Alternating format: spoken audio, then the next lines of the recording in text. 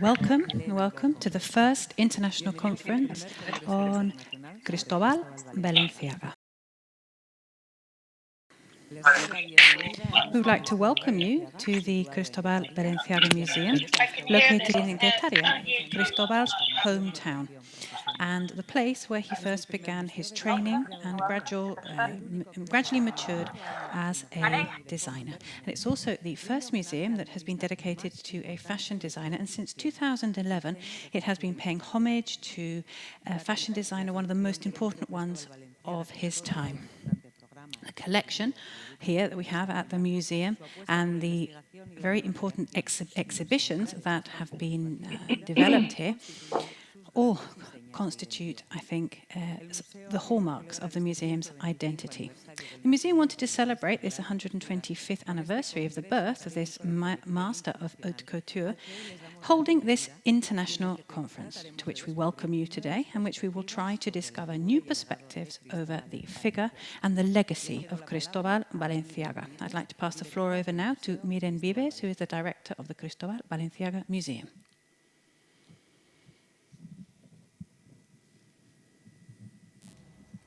Arratsalde on guztioi. Eta ongi etorri Cristóbal Balenciaga nazioarteko lehenbiziko kongresu honetara. Gure erakunde patronaren izenean, eskerrik asko gurekin biltzeagatik. Buenas tardes. Good afternoon. Con estas palabras en euskera, la lengua propia de the Basque language, which is the native language here in the Basque Country, I'd like to cordially welcome you to this conference. And I'd like to thank you for being here with us in the atrium of the Cristóbal Balenciaga Museum in Guetaria, which is located just a few meters from the house where he was born 125 years ago, and a place that he chose as his final resting place. This is where everything began, where the first dreams to become a fashion designer took root. As he himself said in one of the few interviews that he gave to the press. It was the encounter with the Marchioness of Casa Torres when he was just 11, and his daring at offering to make a dress for her, and then his pride he talked about as well at seeing her with the dress at church. So we would like to say welcome to all of you, welcome you to here, to this place where Cristóbal had so many roots, and it's such a wonderful place, very naturally beautiful between mar and mountain. And this is where the museum was opened in 2011. It's a beautiful place, and the museum here is located in the middle of a wonderful fishing village with just over 2,000 inhabitants, whose steep cobbled streets and sheltered port and wonderful church have hardly changed at all since Cristóbal's childhood. It's an institution in the museum that has been set up by different institutions collaborating in the public sphere. And it was a collaboration between the Ministry of Culture at the Basque Government and the Guipúzcoa Provincial Council and the Town Council of Guetaria. These institutions understand that Balenciaga's influence goes beyond borders, and that fashion, as well as an industry, is also culture and sometimes heritage. This is also the only institution that permanently and in a specialist manner is dedicated to looking after, researching and disseminating the creations of this designer. Coming up, talking about this and doing this in every day, every season, every year, every exhibition. This is our mission, and it's not easy. It's not easy because Balenciaga was one of the great names of the history of fashion, but behind that name, we find a very reserved, rigorous person, always faithful to himself, but somebody who wasn't lavish or demonstrative in public, who wasn't interested in fame, and is therefore very elusive. He had a brilliant career. He worked uninterruptedly for almost over 52 years, from when he first opened his first business in San Sebastian, from when he went to Paris, where he debuted in 1937, and including his work in Madrid and Barcelona, managing to mix and combine his work in 2 different countries, Spain and France.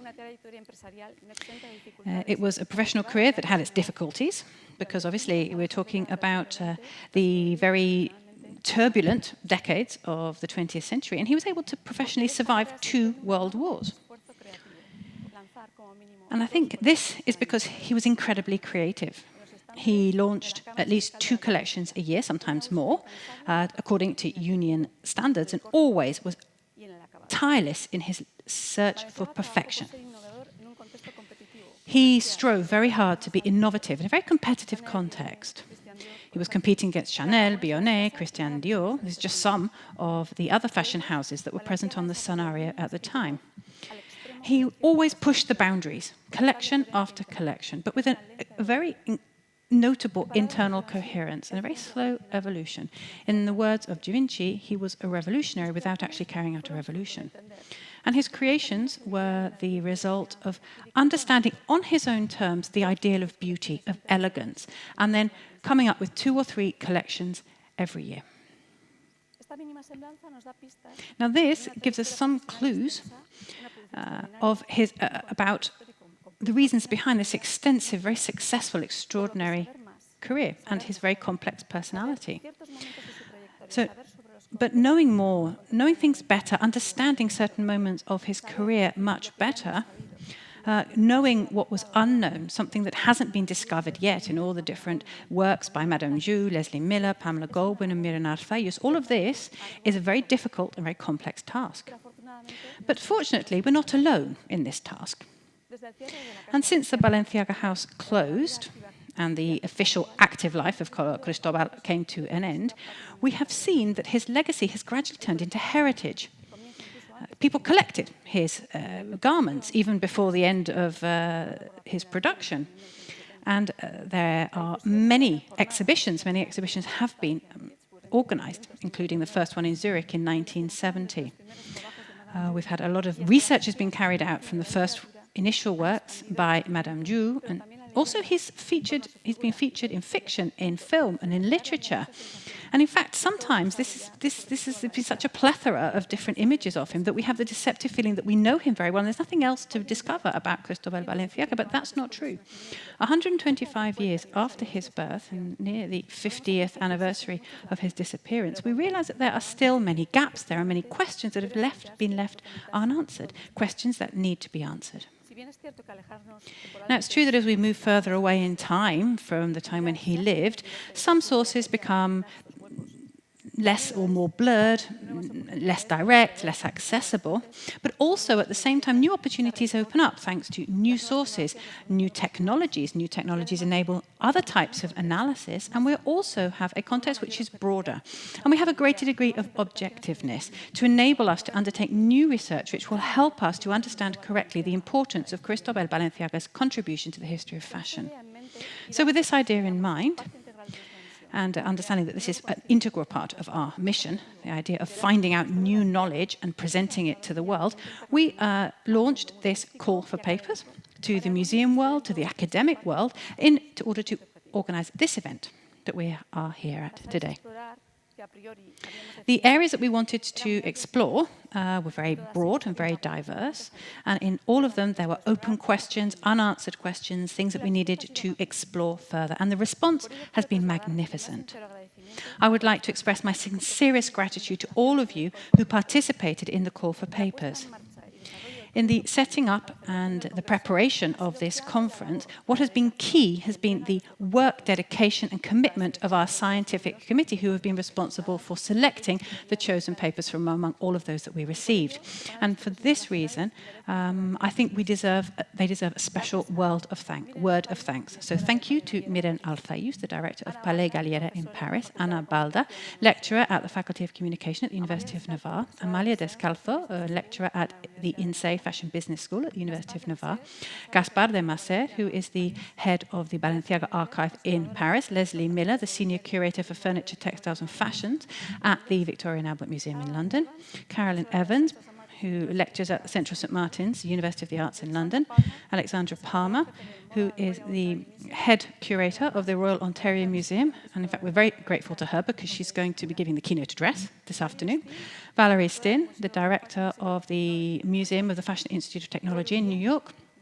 Igor Ugia, Director of Director of Collections at the Cristobal Balenciaga Museum, and Paolo Volonté, who works at the School of Design in the Milan Polytechnic. I'd also like to thank all of the members of the Scientific Committee for their advice and their generous collaboration.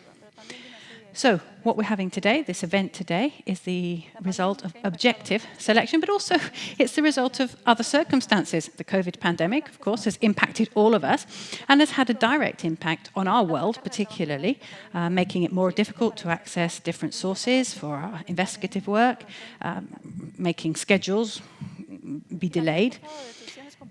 And it's also forced very difficult decisions, such as the decision to go ahead with this conference despite the circumstances. Unfortunately, we're very sad that we were not able to have you all here. We're not able to give you a warm welcome in person, in the flesh here in Valencia. And we won't be having the opportunities for collaboration networking that comes out of a physical meeting.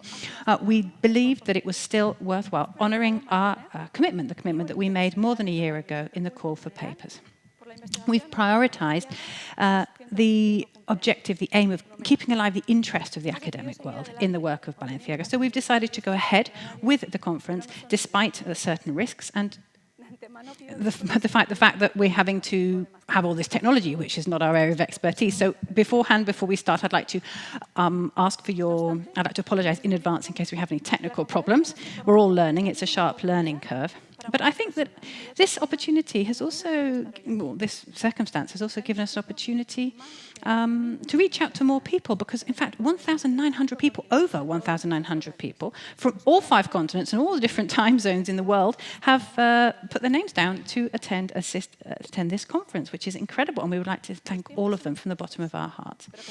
Times are uncertain, but as this institution, this museum wants to be inspired by the values that Balenciaga endorsed.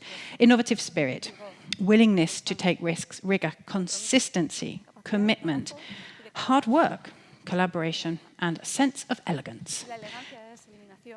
Well, to be elegant about it, I'm going to stop talking because I don't want to outstay my welcome. We hope that we will see you very soon in the flesh here in Getaria, in the museum, which is also the house of Cristobal Balenciaga and your house as well. Thank you very much, o eskerrik asko, as we say in the Basque language.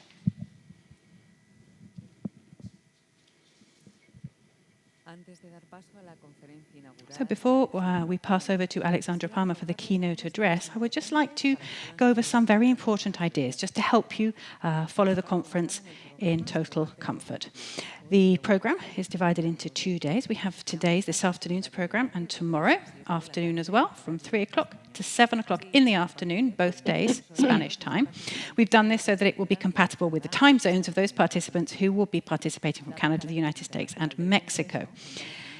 Because this is an international conference, we have a simultaneous interpreting service in both English and Spanish. You can follow the conference in either of these 2 languages. And we would like to apologize in advance for the slight lag that often happens when there is interpreting. I'm your mistress of ceremonies, and I will be telling you about the different thematic blocks into which the program is divided, and I will be introducing the different speakers. I would also like to remind you that you have a program, you have all the information about the speakers and the different issues and topics. All of that is available on the conference website.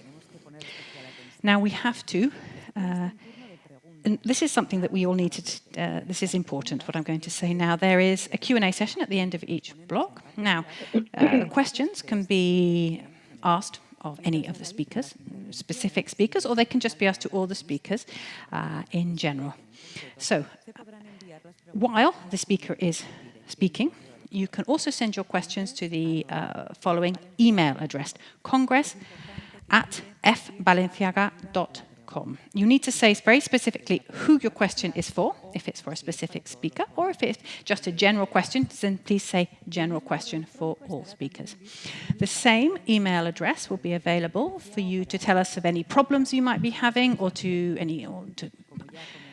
convey any queries you might have during the conference. As Miren Vives has already said, holding this event like this with streaming is a real challenge for us. We've put a lot of time and effort into it, and we really want it to go as well as possible, to go as smoothly as possible. So we are very grateful for any understanding or your understanding. If anything does happen, please be patient with us. We're doing the best we can. So without further ado, we're going to pass over to the keynote address, which is called The Elusive Balenciaga. And here we have Alexandra Palmer, and she's here live from Ontario. Thank you very much, Alexandra. Dr. Alexandra Palmer is the Nora E. Vaughan Senior Curator, Textiles and Costume at the Royal Ontario Museum. She has curated exhibitions and publications, including the recently opened Christian Dior History and Modernity and Christian Dior History and Modernity 1947 to 1957, which was recently awarded with the 2020 Millia Davenport Publication Award, which is conferred by the Costume Society of America.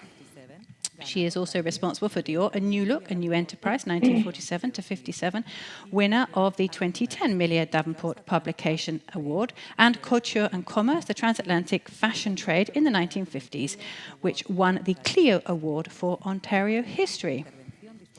After her keynote address, we will have some minutes for questions and answers. You can send your questions, as we said before, on the email address that you can see on the screen, congress@fbalenciaga.com. After the Q&A sessions, we will have a short break. So, without further ado, I will pass the floor over to Alexandra Palmer. The floor is all yours.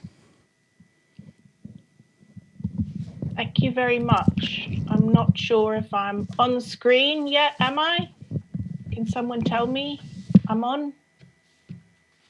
And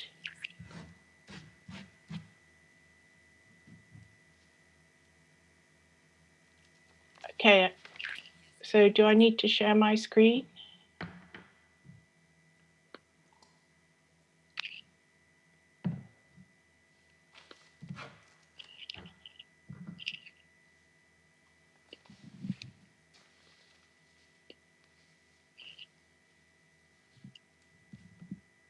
Okay, can someone give me a thumbs up that I'm ready to go?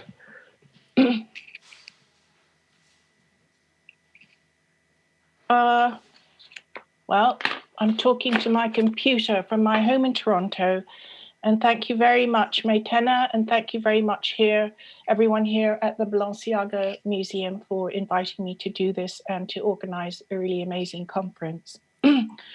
So while COVID has kept us away, it's also astonishing how many people it's brought together, and it really speaks to the power of fashion history, and particularly the work of this single designer, a Basque, whose legacy clearly lives on, otherwise he wouldn't be here today. So today I will look at some of the enigmas and the exclusive aspects of Balenciaga, and I'm very sorry not to be in beautiful Guéteria or in the museum, which is really fantastic, and but we will get there once we get a vaccine. So when I was asked to talk about Balenciaga, I was honored, and today we're here to look at new ideas about him and to maybe unpack some of the myths surrounding him and look at him as sort of a fashion phenomena and maybe remeasure how we look at this. There have been more exhibitions on Balenciaga than perhaps any other designer. I've counted at least 33 in 40 years, which is an astonishing amount, and maybe even more than Christian Dior exhibitions. And we look forward to hearing about the first exhibition at Belle Rive by Gabriele Monti. So why have there been so many exhibitions? Maybe he's a license to print money for museums, all of which really need it now during COVID, let me tell you. As the V&A has clearly shown, and in fact their latest version of this iteration is opened in China. So the ROM, the Royal Ontario Museum where I work, has over 40 garments plus accessories of Balenciaga, So with Dior, it's perhaps one of the largest collection of a single Paris haute couture designer in our museum. So maybe Balenciaga is not so elusive. But I find his work very interesting because, in fact, many of his fashions are very hard to display. He certainly did over the top drama, but it's really these understated garments for which he was very well known and which were so successful. But they're very hard to make look interesting or to have people stop and look at them on display. They're not kind of over the top and wow. So this cloquet evening dress is absolutely beautifully made, an incredible cut, but misses the dynamic movement of the garment on the body and the aerodynamics of the in between. That's really important for Balenciaga's clothes, and also the woman in it, or the animation the garment would have with striking photography. So how do you actually have people stop and look at these and understand it in a way that's really important? And this is the kind of striking photography that really helps Balenciaga garments that we obviously can't do displays like this in the museum. So these seemingly simple dresses are hard to explain without really close investigation. And in fact, Balenciaga was notoriously unhelpful and even changed the dates of his fashion show to 1 month after all the Paris haute couture collections, which was not a great inconvenience to buyers and the press, but also really expensive. And he said in a rare statement that, quote, he was fed up with fashion editors who know nothing about fashions, telling buyers what and where to buy them. So it was fashion editors who picked the styles for fashion shoots and reported on the collections, such as this. But Balenciaga was very controlling over sketchers and how things looked, and expected that those sketchers who actually worked for him should even learn about couture, know about ironing, sewing, in order to understand how he worked and to really appreciate how to sketch the clothes and what to draw out of them. Guillermo Leon Ramez will tell us about the Mexican connection with this and the sketcher Alfredo Boré. I'm not one of the authors of a book on Balenciaga, and there is incredibly excellent scholarship on this subject. Um, Up till now, I've happily circled around Balenciaga and read the books, and of course, dealt with his clothes in the museum. But now I've been drawn kind of deep into this vortex of Balenciaga for this conference. Um, I'm obviously better known for the work of another Paris couturier, Christian Dior.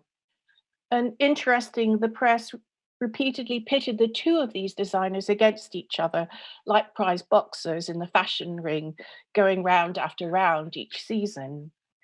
And in Canada, we would use the hockey analogy called a face off, when two players simultaneously vie for the puck. So I kind of see Balenciaga, I'm going to have a face off with Balenciaga today.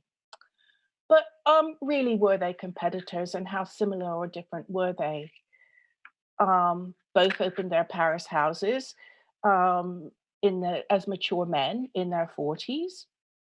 Uh, Both were leaders of Paris fashion in terms of haute couture, in terms of prestige, the highest prices, the highest sales, which together accounted for 60% of couture sales to the US in 1957. That's a lot, just those two designers. Both generated, quote, whispers about the young 3 to 4 male designers working in their studios in 1957. It was said that Dior gave basic ideas um, that they execute, while Balenciaga actually controlled the original cutting of the model. Both received the Légion d'honneur, Dior in 1950, Balenciaga in 1958. Of course, he was Spanish. Both dressed the international elite, and both purchased textiles from global sources. Both were involved with discussions in the very complex arrangements regarding the French government subsidy for couturiers to encourage them to use French textiles that brought in an average $9 million a year. Various sectors of the textile industry contributed, though the wool manufacturers complained that they paid the most and received the least subsidy because most of it went to the flax or the linen growers in the industry. Cecil Beaton's 1954 interpretation of Dior and Balenciaga in his fabulous book, The Glass of Fashion, remains perceptive and describes the contrast between the two while assisting in cementing their affiliation of haute couture and the two designers between fine art and haute couture. He wrote, quote, "If Dior is the Watteau of dressmaking, full of nuance, chic, delicate and timely, then Balenciaga is fashion's Picasso. For like that painter, underneath all his experiments with the modern, Balenciaga has a deep respect for tradition and a pure classic line." But what does this mean? Is one a historicist and the other a modernist? In fact, I think they were both. Both. Just look at these two slides. You could actually invert them next time round. So how different are they? They both worked under the haute couture system that demands seasonal styling and a full collection from day to evening wear with at least 75 new designs each collection. And each one has to be perfectly constructed, made to measure, and considered in terms of the entire collection with full accessories, hair, hats, shoes, stockings, jewelry, bags, gloves, umbrellas, and presented by living mannequin in an appropriate setting, the Paris Couture House. So it's actually not at all like the practice of fine art, where design and selection of a frame or a pedestal, the look of the gallery, while obviously important to the context, is never considered a part of the art itself. That is never really critiqued. Couture is intensely visual. And Clara Pierre suggested that from conception to the final runway, today, dressmaking has been a kind of performance art. Films taken of Balenciaga fitting models who stood almost motionless, like patients being examined by a physician. I just want to go back for a minute to this slide of Madame Grès, just to remind us that we're looking at Balenciaga today as a single figure, but we have to remember to place him within the context of haute couture. And perhaps if you just saw this and I was talking about Balenciaga, you would assume it was him, not another couturier. So just be aware of the larger context of couture. So the clever reticence of Balenciaga, again, was very unlike Dior, who wrote a biography and constantly entertained the media. But this garnered Balenciaga a kind of religious and regal status. Carmel Snow's letter from Paris in fall 1939 described her, quote, "Farewell to a city deserted. You can walk for miles without seeing a child. Balenciaga, as usual, was not in evidence. I don't think that anyone has ever seen him in person." So constantly this mystique about him. The next season, Harper's Bazaar, also Carmel Snow, who's a big promoter of him, reported that, quote, "Almost every woman, directly or indirectly, has worn a Balenciaga. It is curious that almost no one knows anything about the man himself. He's a victim of crushing shyness. He fled the press, the photographers, and his admirers until they began to wonder whether there really was a Balenciaga at all." So he's kind of like this mercurial character, and it's definitely people such as Carmel Snow and repeated writings about him that have elevated and cemented this idea of him as this kind of mystery man. So Balenciaga's aloof behavior fascinated and conspired to make his work and access to the man himself even more desirable. He created an atmosphere of mystery. Annie Latour described his, quote, "icy coldness" towards all journalists that she recognized this strategy was just as effective as the loud beating of advertising drums. It is unlikely that this was initially a deliberate marketing strategy. However, it worked very well for him, as it succeeded in guarding his privacy and allowed him the mental space to think and work on design. He was a consummate designer. Balenciaga understood that multitasking, the bane of our existence, does not produce the best work. And it's actually a distraction from the work itself. And I think the work is the very basis of his interest. Givenchy seeing describes seeing the back as seeing a fitting, and he described it like watching a miracle, the metaphysics, the alchemical transformation of the host. It repeats, is this religious idea about Balenciaga that's really extraordinary.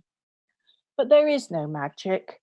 It is years of work, honing, cutting, sewing skills, making mistakes, discovering how to handle different materials differently. And this is a wonderful example of mixing a silk satin with a wool crepe. It is learned work and it is hard work. He used corsets or versions of corsets and bonings for strapless looks. He could make volume. He could make pencil-thin skirts, for which he was well known. He was also, of course, famous for the sack dress, which I'll get back to, and the demi-fit silhouette, which is shaped in front and loose in the back. Actually, a real technical feat. I don't know how you make that coat look like that. Balenciaga was obsessive compulsive. He was a taskmaster who earned respect and also, I think, intimidated his workroom staff, who were not even forewarned of the closure of his house after years of service. But this successful marketing strategy, the elusive Balenciaga, maybe the man who doesn't exist, was taken up by another brilliant tailor at the end of the 20th century, who was also very absorbed in the craft and to a very bona fide actual maker. And of course, the Martin Margiela also garnered enormous press through his absence. Margiela made press and buyers think about his clothes and the works alone in the same way that Balenciaga did. And it may be a ticket he took from him, who knows? Balenciaga, whose mask-like mannequins did not smile and walked as if they were, quote, unhappy victims of the Spanish Inquisition, and held numbers. He didn't name his dresses as Dior did and Poiret had and Lucille. And of course, Margiela's numbered lines are understood by connoisseurs in the same way. And Gabriel Monago will look at this legacy in terms of Guesquière.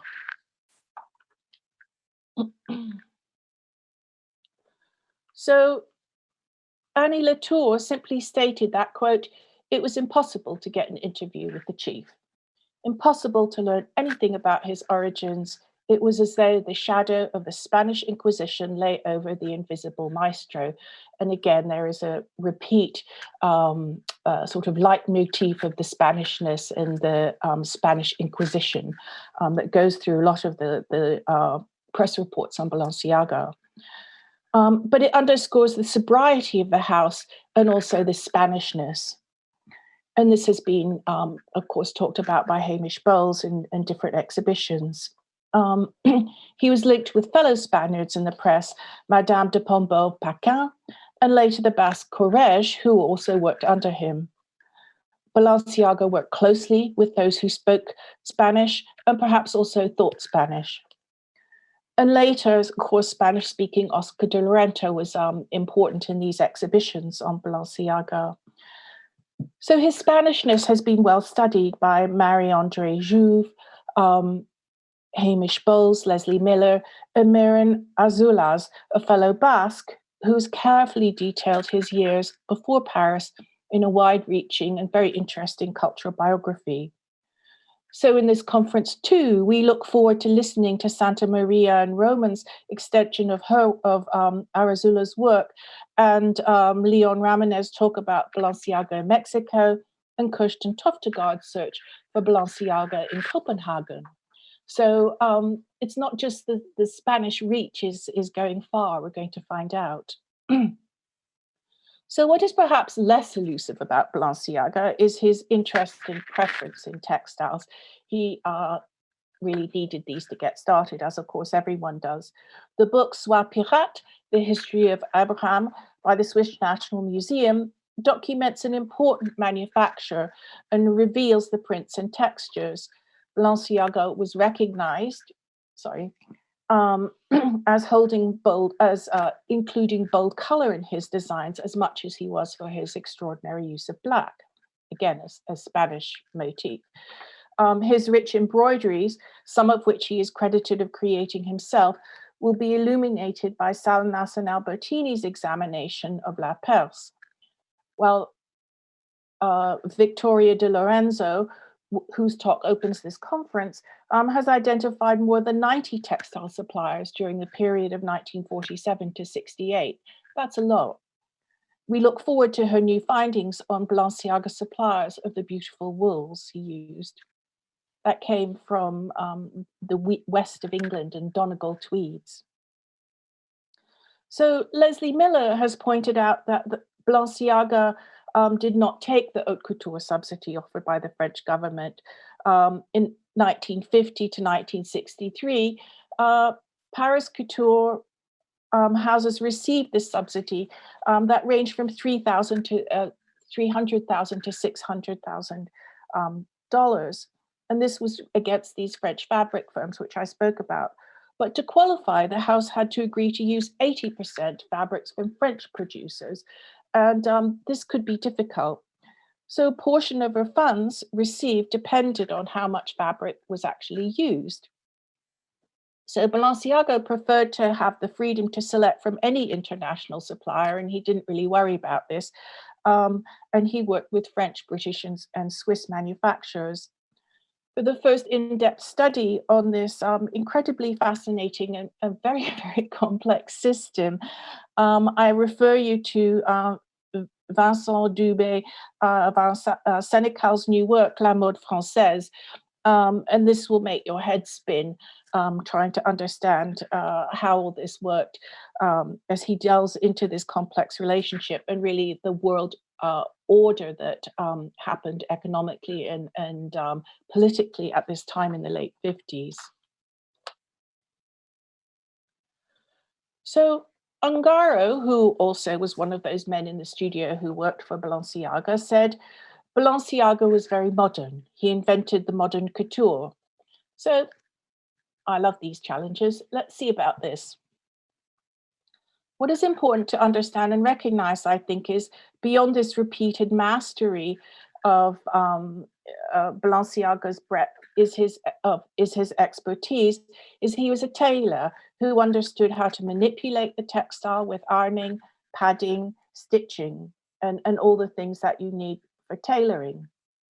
But I find what's really amazing is, yes, he could be a great tailor, which obviously he was, but he was also a fantastic dressmaker. And he worked with the flue, a very, very different skill. So, and this is really complicated. So he knew a full range of haute couture.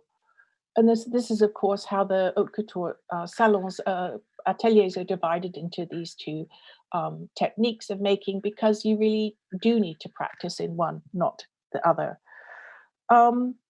So the famous design of an impeccable wool suit, photographed by Hero, bears a few moments to thinking about. The construction of this is extremely impressive. And here it is. It's actually this wonderful green. It is a soft but thick wool with a big hand, lots of body, the sort of fabric that you might prefer to make a blanket or a coat. This was worn by Dolores Backhauser, and you can see how the skirt had this yoke in order to try and control the width. But it's really the inside of the material that's really amazing, this plaid, and it's only visible when you use the inside, and it's beautifully finished. So this is very impressive, using this very hard fabric to try and come up with something. But Balenciaga was in charge of the material, and it's like he wanted to do this because it was difficult and he could master it. He was also very involved in the details. So the buttons were a very big trope of his.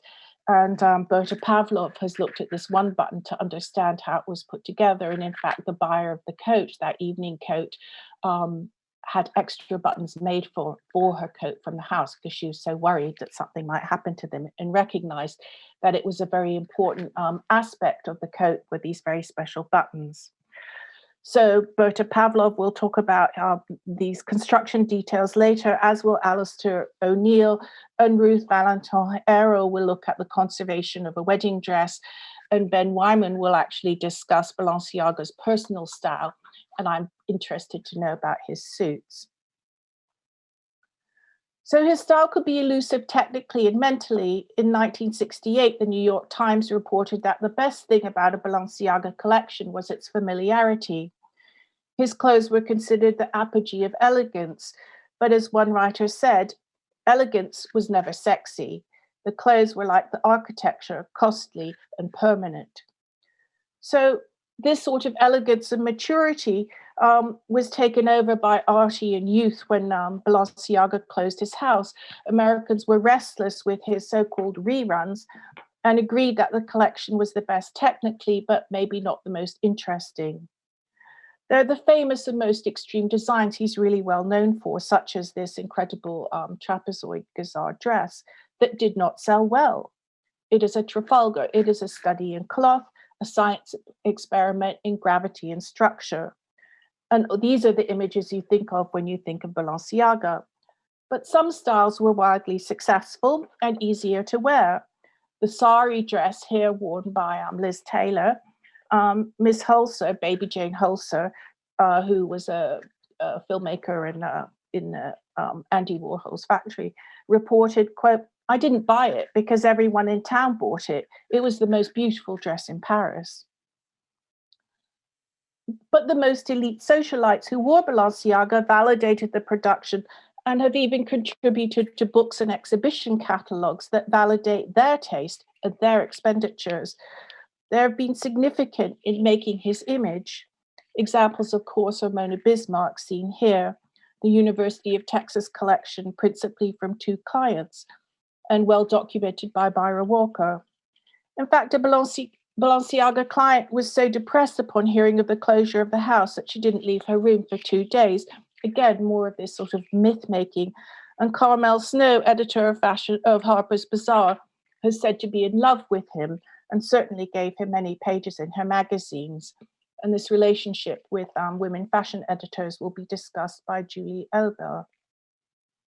So these were the women who had the sophistication and were cultured enough to understand Balenciaga's complicated dresses. By the 1960s, there was a feeling that his simplicity for simplicity's sake was on the way out. And the snob dress, which it was considered, was being challenged by the something dress with a little dash of frou-frou, the 60s mod. So in 1957, the chemise or the sack dress caused real problems for manufacturers who turned out cheap and ugly designs with only 2 seams, or were accused of. And in fact, the dress was difficult to make properly, said Norell. Norman Norell also explained that the problem was that women didn't really know how they were supposed to look. They wore them too long. They used an uplift bra so that instead of falling against the body, the dress was pushed away. Women were the problem. They were wearing an old shape under a new fashion. This shape devastated belt manufacturers. Lingerie manufacturers had to rethink shapes and slips, the bra and the girdle. But because Balenciaga had designed it, there was nothing wrong with it. The sack was sullied and misunderstood by middle-aged women who looked like sausages in straight casings. And in fact, a Russian trade union newspaper reported that the well-dressed Russian could wear this straight from the factory onto the May Day parade because it didn't need adjusting and it didn't fit well. So reporter Bettina Ballard praised Balenciaga, whose every collection, she said, was a veritable nest of ideas, and recognized that his style was a bold one, and it is merciless on anyone who chooses the wrong dress. And in fact, there is nothing that makes a woman look more unattractive than a Balenciaga model worn inelegantly. So women, beware of choosing the wrong Balenciaga. But there were working women for whom a normal Balenciaga fashions were important staples and mark of their professional success. This suit, donated to the museum by Hope Skillman from the 1949 collection. And she was an interesting woman. She was a contemporary Balenciaga, worked as a textile designer professionally and stylist, and became one of the first women executives who owned a textile manufacturing company and employed only women. Good for her. And later she advocated for women's rights. And this was part of her professional working wardrobe. And she wore it for at least 8 years before she donated it to the Royal Ontario Museum.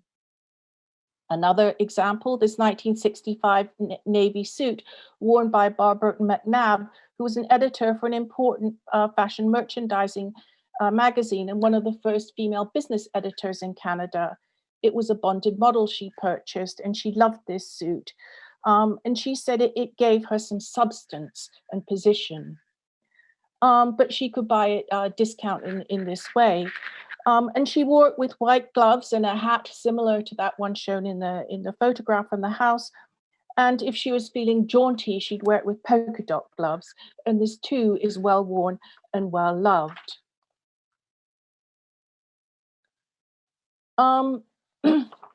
So if Balenciaga was so important and nearly every woman wore a version of his dress, how does this go? So in 1968, when the house closed, the headlines ran, "The King abdicates, quits the fashion throne," and there was concern about who would replace the so-called Pied Piper of fashion and the new direction that it would take. But the reality was that the clientele who could afford his expensive clothes was dwindling, the Mona Bismarcks, and the sales reportedly dropped $40,000 as these new styles took over. And unlike Chanel, who so famously wanted to be copied, Balenciaga did not. But copies were the backbone of the couture and the system of caution, a cost for entering and looking at the clothes, connected to the purchase of models, was a complex one. And of course, Balenciaga and Dior's fees were the highest, as they were the most influential designers, and manufacturers made the largest profits from their styles. Balenciaga was very important for copyists. And Liz Treganza will look at the London wholesale couture of this in the 1950s. And I'm going to talk to you today briefly about the little New York example, the Petite Parisiennes, a line designed by Shannon Rogers and Jerry Silverman. The line was inspired by Paris creations of Balenciaga, Givenchy, Cardin, etc. And in 1962 was described as young as springtime. Each dress is ageless, in a beautiful silhouette, flattering to every figure. What could you want was any better than that?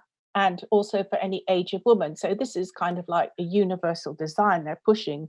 I also should say that I worked for Shannon Rogers and Jerry Silverman, cataloging their collection before it went to Kent State. So full disclosure here. Their line was launched in 1959 to offer well-fitting American clothes with French touches at prices that the average American woman could afford. They believed in the $70 dress that Jerry said was a marvelous price. He was a real operator. He was fantastic. Silverman and Rogers became one of the great success stories of 7th Avenue, and within 5 years, it was a $6 million business. They did not believe in the popular line-for-line copies made so famous by Orbachs and Alexanders, saying you can't make a $1,500 dress for $50 line for line. It's gone by the boards. You just like wasting your time. So instead, their clothes were made with a gist of Paris, just a faint, far-off message. They traveled through Europe like a sponge 5 times a year, and as they said, put Paris through a strainer. Jerry would buy 100 dresses. In one instance, only 10 from Paris Couture. They were really searched widely.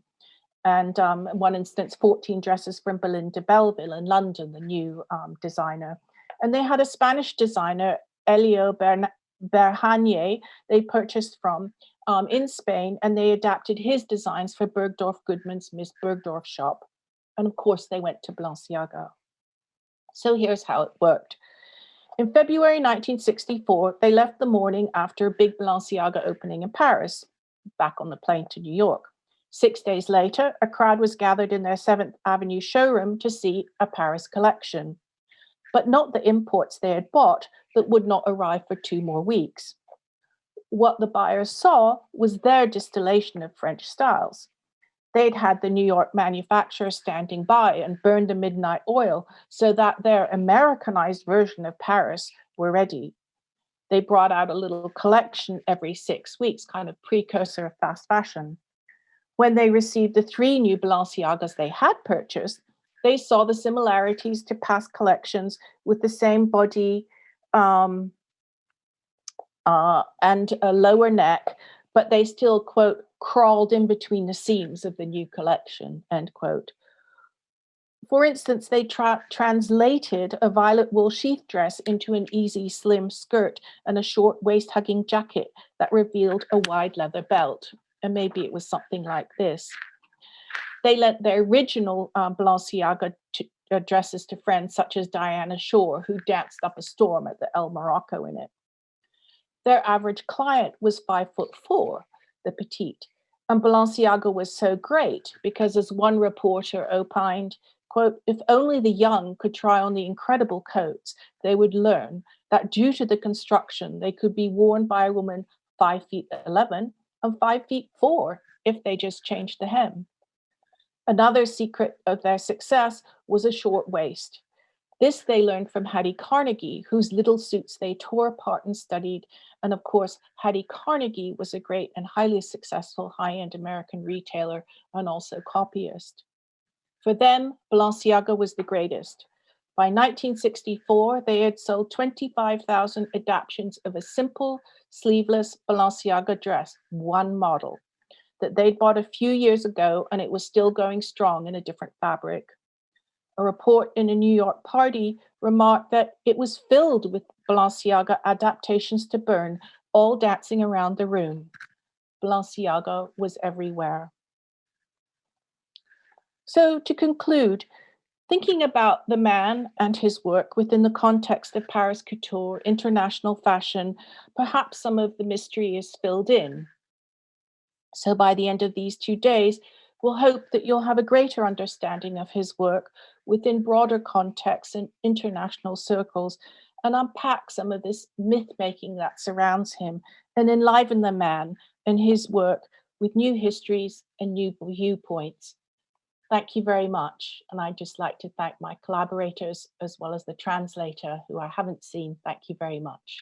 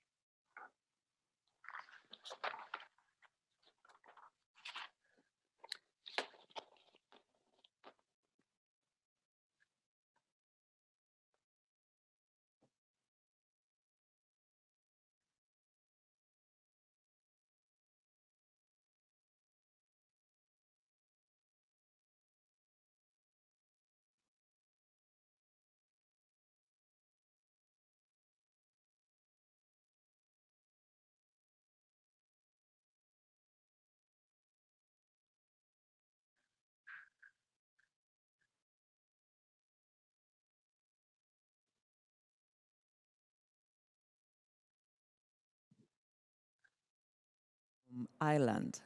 Thank you very much for your talk. You have mentioned that Balenciaga and Dior shared many common aspects. I'm sorry, I can't hear you very well. Oh, sorry. I will repeat again. Alice from Ireland.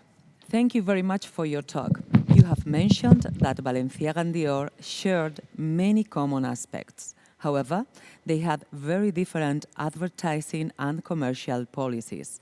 As for the licensing, for example, could you talk about this some more? From a business point of Alexandra view, do you think that the elusive commercial policy of Balenciaga worked right? Thank you. Thank you for your question. And I'm sorry, I'm having a bit of a hard time hearing it. I'm not sure that I'm the best person to answer this question, quite frankly, because I have not written a whole book and looked at Balenciaga's marketing as I have extensively for Dior, for instance. But Balenciaga, like Dior, I think he wasn't interested in that kind of commercialization and the Grande Boutique and all the stuff like Dior was. He was very interested in the clothes and making. But of course, the perfume, the scarves, all those things, the gloves, which we have beautiful gloves at the museum and were said to be some of the best in Paris, were very, very important. And the notion of the couturier's boutique goes way back to the early 20th century and was an incredibly important aspect of couture. So I'd actually refer you more to Leslie Miller's book on Balenciaga.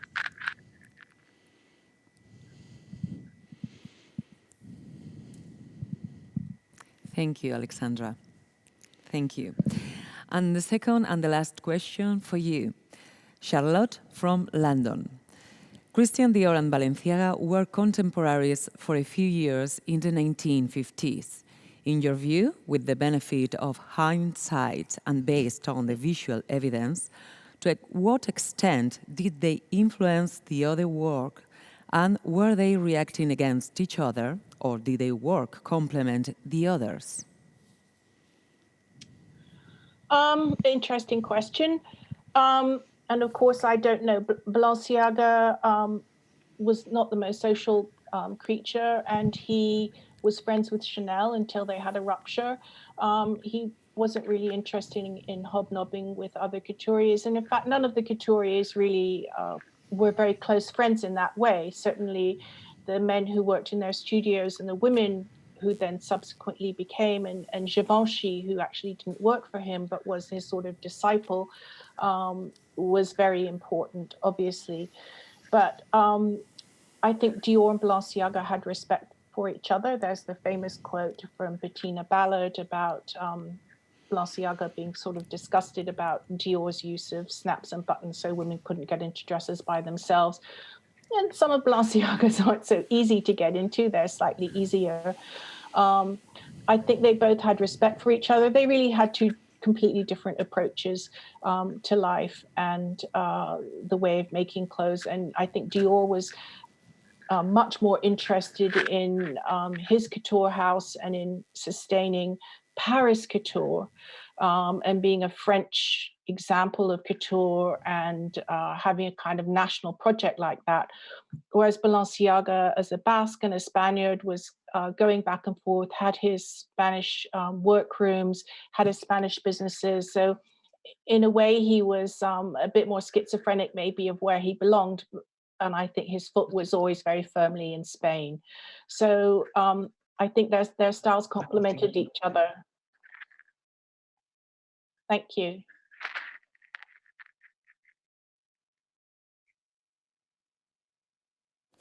This one is going to be in Spanish. A veces da la sensación de que utilizamos tópicos y los reiteramos. Cuando se habla de él, se pasa del folclore español a la Inquisición. ¿No le parece que este tipo de etiquetas contribuyen a incrementar el tópico, mitos, más que una investigación contrastada? Probablemente se asustará si supiera que estamos ubicándole en el universo inquisitivo. Muchas gracias. I'm sorry, I need that translated. Mm-hmm.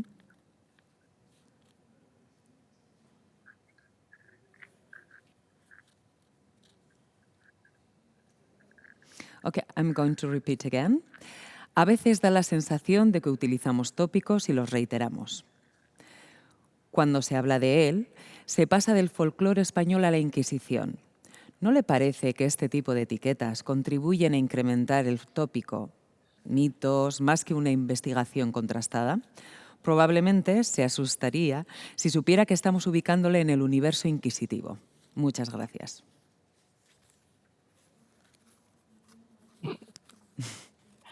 I completely agree with you, and which is why I spoke about copies and his work maybe not being so successful, or people denigrating women who didn't understand his styles. I think it's I think it's a trope that's very easy for fashion editors. Whereas Dior packaged his collections and packaged his lines and made it very easy, sending out press releases for reporters to report on him, Balenciaga was very unhelpful.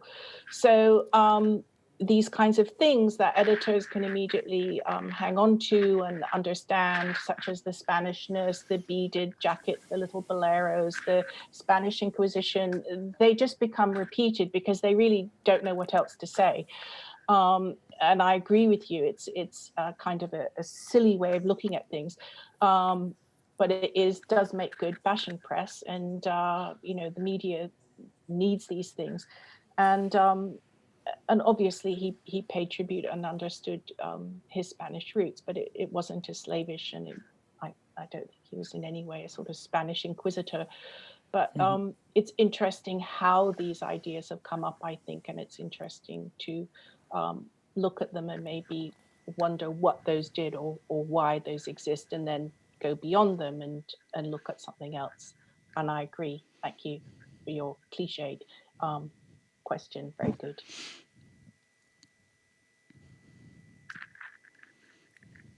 Thank you very much, Alexandra, for being with us. I'm not sure if we have another questions. Not maybe. Okay, not for today. Okay. Thank you very much. It's been a great pleasure to have you here with us. Thank you. Y ahora llega el momento de hacer un pequeño descanso. Tenemos muchas cosas, mucho conocimiento que asimilar, ¿verdad? Y muchos aspectos que analizar. Nos volvemos a ver a las 5 de la tarde. We'll come back at 5 o'clock this afternoon, and then we will start with our first block of presentations. Thank you very much.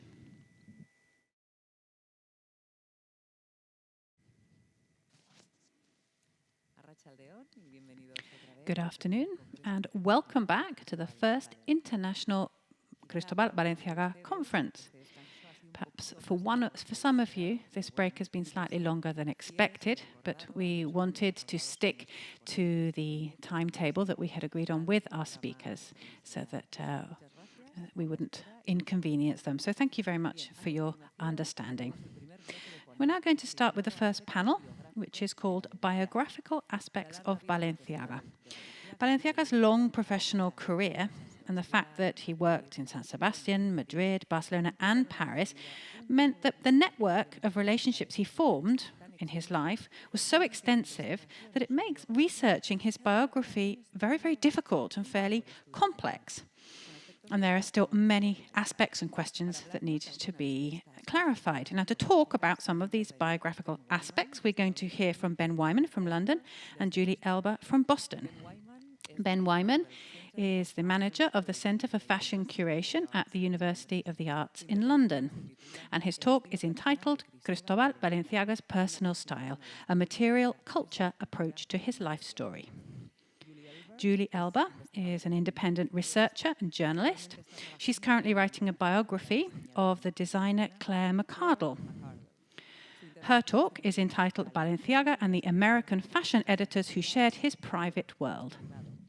Bettina Ballard, Carmel Snow, and Diana Vreeland. At the end of Julie's talk, we will have a Q&A session.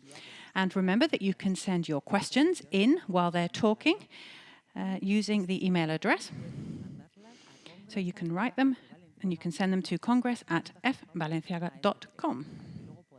And then we will be able to ask those questions to our speakers. So I will now pass the floor over to Ben Wyman. Ben, the floor is all yours.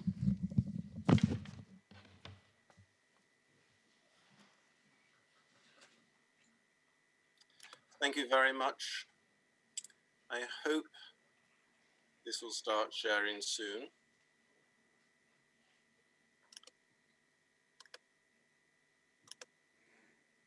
There we go. Not quite sure what happened there. You saw the mess of my laptop screen.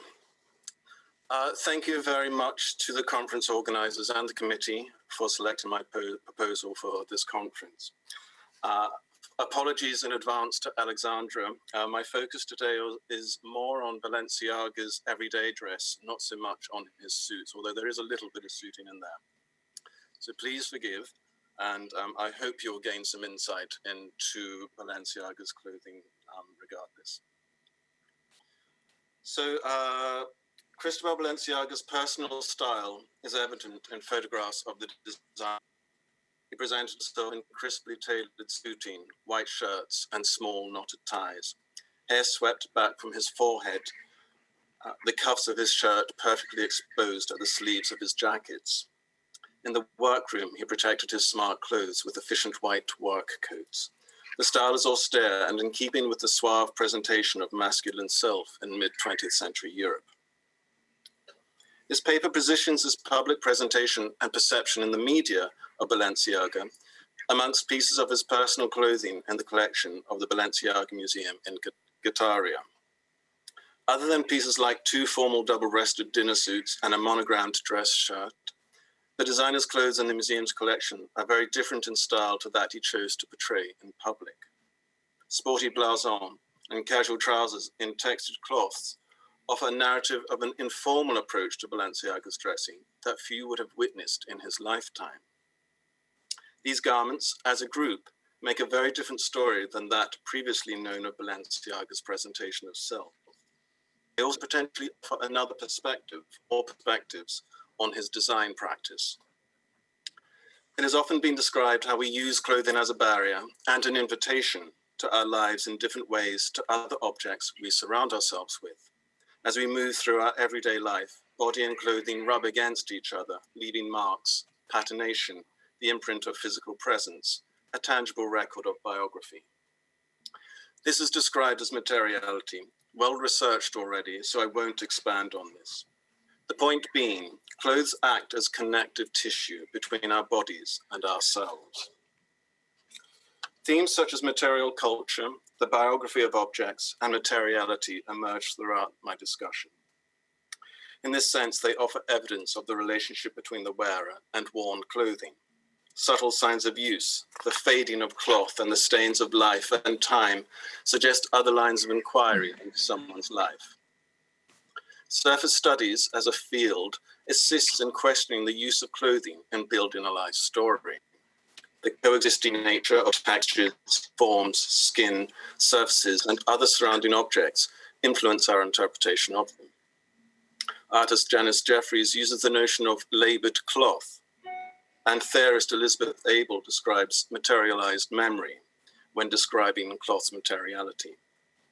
It is an evocative one with which to encounter our study of someone's clothes.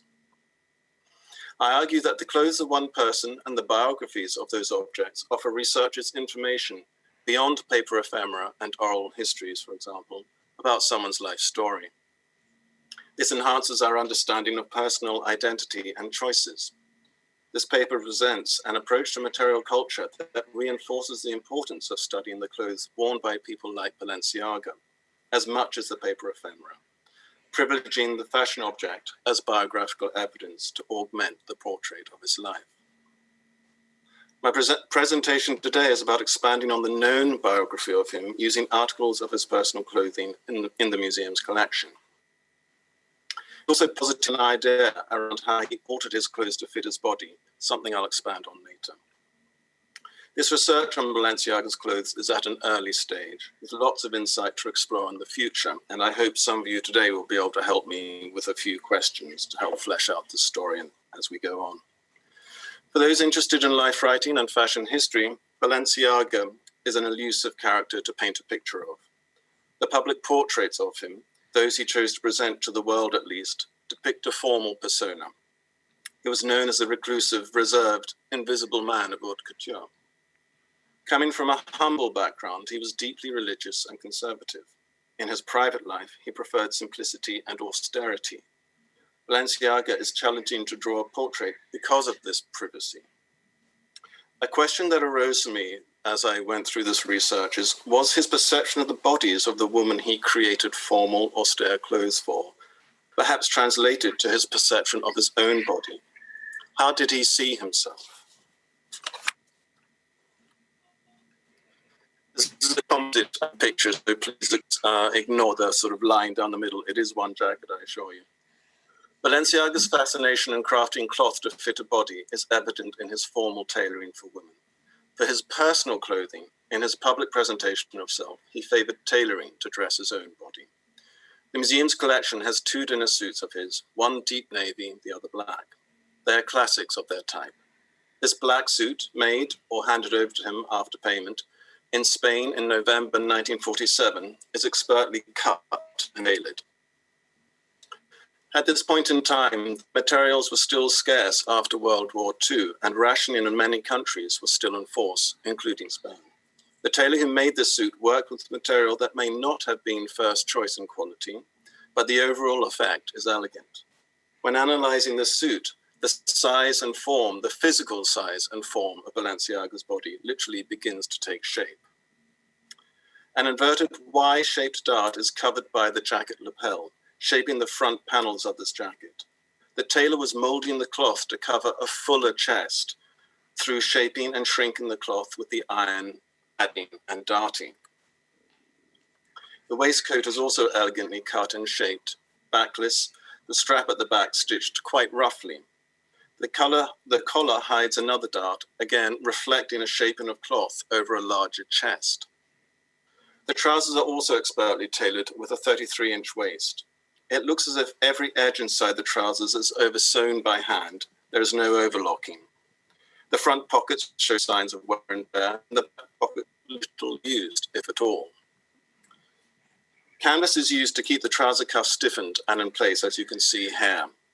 It is something a tailor I showed these photographs to, Alan Cannon-Jones, had not seen before on a men's tailored garment. And I'd just like to highlight that I don't think, I don't have the maker's eye. I am not able to make these things. So to be able to forensically almost analyze these garments, I had a great deal of help from Alan Cannon-Jones and also Igor Uria at the museum in Kataria.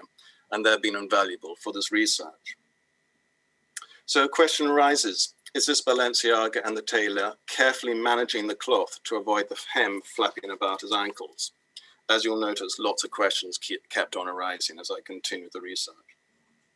The ensemble presents a picture, going by the sizing, waist, and inside leg measurements, of someone who was mid-height for a man with a large chest, and at the age of 52 in 1947, a medium waist, given a guesstimate of his height, around 5 foot. Balenciaga's designs for women were formal and elegant. His public presentation of himself was also formal, conservative, and austere, going by this dinner suit. But this is not the only picture I want to paint of him today. The majority of his clothes stored in the collection at Kataria reveal his private personality, seen in this photograph. They are informal, casual clothes, styles and cuts, textured cloths, jersey knit polo neck tops, a blouson, walking trousers, leisure wear, everyday clothing. Is this blue cropped zip-up jacket the same jacket worn in the previous image? It is tempting and tantalizing to imagine so. It has the appearance of a travel jacket, lightweight and easy to wear. It is not particularly high quality in make, but there are hints of alteration that suggest Balenciaga was purchasing ready-to-wear clothes and asking someone to shape them to his body, a hem to be taken up, a seam to be amended. You can see what looks like hand stitching along the inside bottom hem of this jacket. Finely done, this is in complete contrast to the machined construction and finish of the rest of the garment, as you can just see by the zip. Reviewing this wardrobe of his clothing from an almost forensic perspective, and reflecting on the photographs of the interiors of his houses and ateliers across Spain and France, a familiar narrative emerges of Balenciaga appreciating simplicity, including in his clothing. The materiality of the jacket was surprising at times as well. This is definite proof that Balenciaga existed, if anyone ever doubted. He sweated. You might just be able to see sweat stains on the back of this garment. This garment has been worn, washed, the cloth is faded, and he continued to wear it. Is this white jersey knit top the same garment Balenciaga was wearing in the earlier photo again? It is tempting to imagine how close we could be to matching an actual garment from the museum's collection with a photo of him wearing it. But more Interestingly, discussing this with Igor Uria at the museum, some ideas around the simple jersey tops of Balenciagas, including this blue version that we can see the back of, which is almost identical in construction to the white version just before. What Igor has noticed is that the shape and pattern of the garment is very similar, almost identical, to a garment worn by Mrs. Rachel Mellon, which is the white garment in the front of the photo. The only difference between a slightly different name was Balenciaga copying garments he designed and made for his female clientele and getting his atelier to make versions for himself, or vice versa. Balenciaga had a strong sense of tailoring, evidence in his personal wardrobe and in his design training and influences. He had the technique and skills to be able to alter and make his own clothes. Hubert de Givenchy also believed that Balenciaga's clothes were made in Spain. This adds to the already rich narratives around Balenciaga and how he dressed himself. It hints at the idea that his Spanish ateliers were perhaps altering or even making these clothes. These clothes were only seen in private. Balenciaga is reported to have said to Givenchy, "Be natural, be simple, be honest, don't make complications." When we undertake a literary analysis of these reported statements by the designer and conflate them with material culture analysis of his simply designed clothes like this shirt, we can build a story of someone who thought and dressed purposefully, but also someone who was thinking of design almost from an androgynous perspective, dressing his female clients and himself in strikingly similar leisure wear. It opens up a further debate around Balenciaga's approach to design. He also had an appreciation of the materiality of cloth, evident in the materials he chose to dress many women in, and in the clothes he chose to wear himself. He had a love of fabrics that followed the line of the body, evidence in these camel-colored corduroy trousers. They present a number of questions about Balenciaga's style of informal, casual dress, and who altered or even made his garments for his body. The inside stitching of the trouser legs, the inside length of the leg is 29 inches in length, suggesting a medium stature or even a shorter leg, where questions arise. When I first looked at some of the seams, it was startling to see the edging stitching and some of the seam stitching were created using contrasting colored thread, as you can see in these photos. Adam Jones and I talked through some ideas as to why this might be. The zigzag stitch, it isn't overlocking on the edges, along the edge of each cloth, on side seams and trouser cuffs complicates this picture. One can assume that an average menswear tailor who altered clothes is likely to have had an overlocker. I asked the question again of Canon Jones and Igor. Did Balenciaga use one of his ateliers to alter his clothing? Given many couture edges are finished by hand, this is a conundrum that requires further investigation. This strongly suggests again that Balenciaga was perhaps using his less couture Spanish ateliers in Madrid or Barcelona to alter clothes for him. The color of the thread only adds to the conundrum about these trousers, but the color of the cord itself is beautiful, rich and luxurious. Balenciaga worked with color in the atelier, and going by these trousers was not averse to using color in his own wardrobe to reflect his character. So I hope what is emerging so far are the hints and clues in Balenciaga's clothing, suggesting an alternative to a men's tailor altering these clothes. The way some of his clothes are constructed suggests that an atelier may even have made some of these garments for him. The evidence of contrasting and zigzag stitching rather than overlocking suggests that further investigation is required to unpick this puzzle. To reinforce this idea further, a white bib front shirt by, excuse my pronunciation, Bellicea of Barcelona. Operating since 1842, the company prides itself on fine quality clothing, tailoring, and shirt making. The material is fine cotton, soft to the touch, not the crisper, stiffer cotton often used for formal dress shirts. Embroidered on the left front panel in grey thread are the letters CB. The closure of the buttonholes is something that someone has turned a formal French cuff into a more informal button cuff by crudely stitching one of the holes closed on each cuff. A cuff is something that can be on show, as evidenced in the public imagery of him, as in the first image that I showed you when he was younger. This stitching is an in contrast to Balenciaga's formal besuited public enigma, who sought perfection and quality in his work. Even in his formal private world, he desired quality, even if it was sometimes altered with contrasting threads or hastily stitched together by hand, like this buttonhole. I hope what has emerged is a picture of Balenciaga constructing a very private identity for himself, seen only by a few of his closest people. If the assumptions and informed opinions are correct, this suggests Balenciaga was using his atelier staff as assistants for his own wardrobe when he required something altered or made. Perhaps he even altered or made things himself.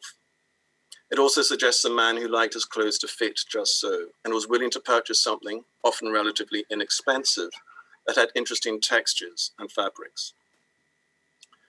There are striking similarities in the piece worn by Mrs. Rachel Mellon, the white top, and the jersey everyday simple tops worn by Balenciaga, are evidence of a designer blending and fusing his thinking around design for 20th century people, an androgynous look. All of this requires further investigation into his approach to his design work and his personal life. I'm taking poetic license at this interpretation, but that is often what biographers and life writers and fashion historians and curators do. They use a false assumption when considering the unknown, the immaterial, the unexplained elements of someone's life. And it creates a rich environment to imagine just what was going on for someone like Balenciaga. As a practice, it certainly helps raise questions for future investigation. I contend that using clothing as a way of fleshing out someone's biography, we come to new insights about their life story, their patterns of behavior, their choices in clothes, and their body shape, wearing particular combinations of ensemble. It also potentially offers up other perspectives on their work. In this instance, how Balenciaga designed, his thinking, who he designed for, and the impact of his design work for women on his personal wardrobe.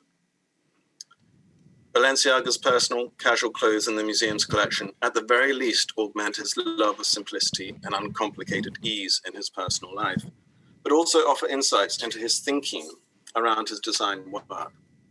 Other alterations in his clothing, the well-crafted shirts and ready-to-wear jersey knit polo tops, suggest a man more interested in moving and relaxing than showing a stylish persona when he was in his private spaces, his holiday homes, with his closest friends.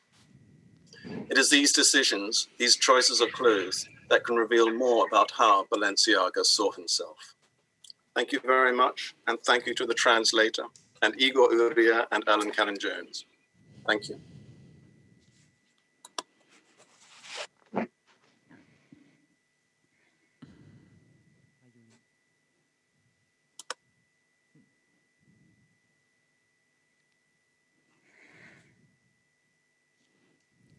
Muchísimas gracias, Ben. Ahora le vamos a ceder la palabra a Julie Elber.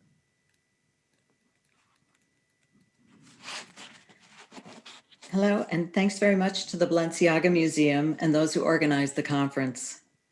I'm here to recount a very American story of three remarkable women and their relationships with Balenciaga. In the interest of time, I'm going to give you just a glimpse of each of them based on their memoirs and biographies. I'm going to take a moment to set up my slides and then I'll begin.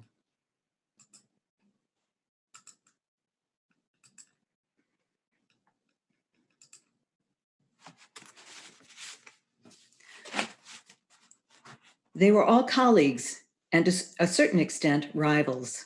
Here you can see Carmel Snow, editor-in-chief of Harper's Bazaar, seated next to Bettina Ballard, Paris fashion editor at Vogue. Of course, they're seated in the front row at the 1951 Paris collections because they both had so much power in the US fashion industry. On the right is Diana Vreeland in 1952. As editor at Harper's Bazaar and later Vogue, she transformed fashion magazines as we know them. Now, Balenciaga was notoriously shy of the press. Even though his international customers included a very broad range of the elite, everyone from aristocrats and royalty to American dime store heiresses. During his lifetime, he gave only 2 published interviews, both granted after he retired. Nevertheless, he did spend a great deal of time charming Bettina Ballard and Carmel Snow. Their memoirs give us a glimpse of a man so reticent that Snow referred to him as the monk of the couture. But were his friendships with them actually his sly way of getting coverage he needed in American magazines? Diana Vreeland didn't have as personal a relationship with him, but she called him the greatest dressmaker who ever lived. If a woman came in a Balenciaga dress, she said, no other woman in the room existed. All three editors put Balenciaga on the map and kept him there in the US. In 1934, a young, enthusiastic writer from California was tapped to join the staff of Vogue. And before long, the lucky girl found herself working at the Paris office. Vogue, under publisher Condé Nast, breathlessly covered society and fashion, geared, as he said, not merely to women of great wealth, but more fundamentally to women of taste. She met Balenciaga in 1937, the year he became established in Paris, and was quickly taken by, as she said, his instinctive, spontaneous charm. She described him as a gentle-voiced Spaniard with fine, pale skin, the texture and color of eggshells, and dark hair that lay thick and glistening in wavy layers on his well-shaped head. His voice was like feathers, and his intimate, quick smile had never been used to express anything but true pleasure. During their friendship of more than 20 years, Ballard got to know a restless yet focused genius who both lived for and was tormented by his work. He invited to her house in San Sebastian, Spain, at the spur of the moment, feeling the deep letdown he experienced after showing a collection. At one point, Ballard found him alone in his studio after a show, ripping apart a garment, even though the collection had been a great success. As she recalled, the press had stomped on the floor and yelled, "Bravo!" But his retort was to tell her, "It's not right. It's never right the first time." When she and Balenciaga arrived at the Spanish border that February afternoon, he took the wheel of an old Citroën, which he drove, according to her, like an expert racing driver. Arriving at his house, she described an enveloping environment with, in her words, warm fires casting their flames on the highly polished floors and furniture. We set the massive, highly waxed table with beautiful Spanish silver.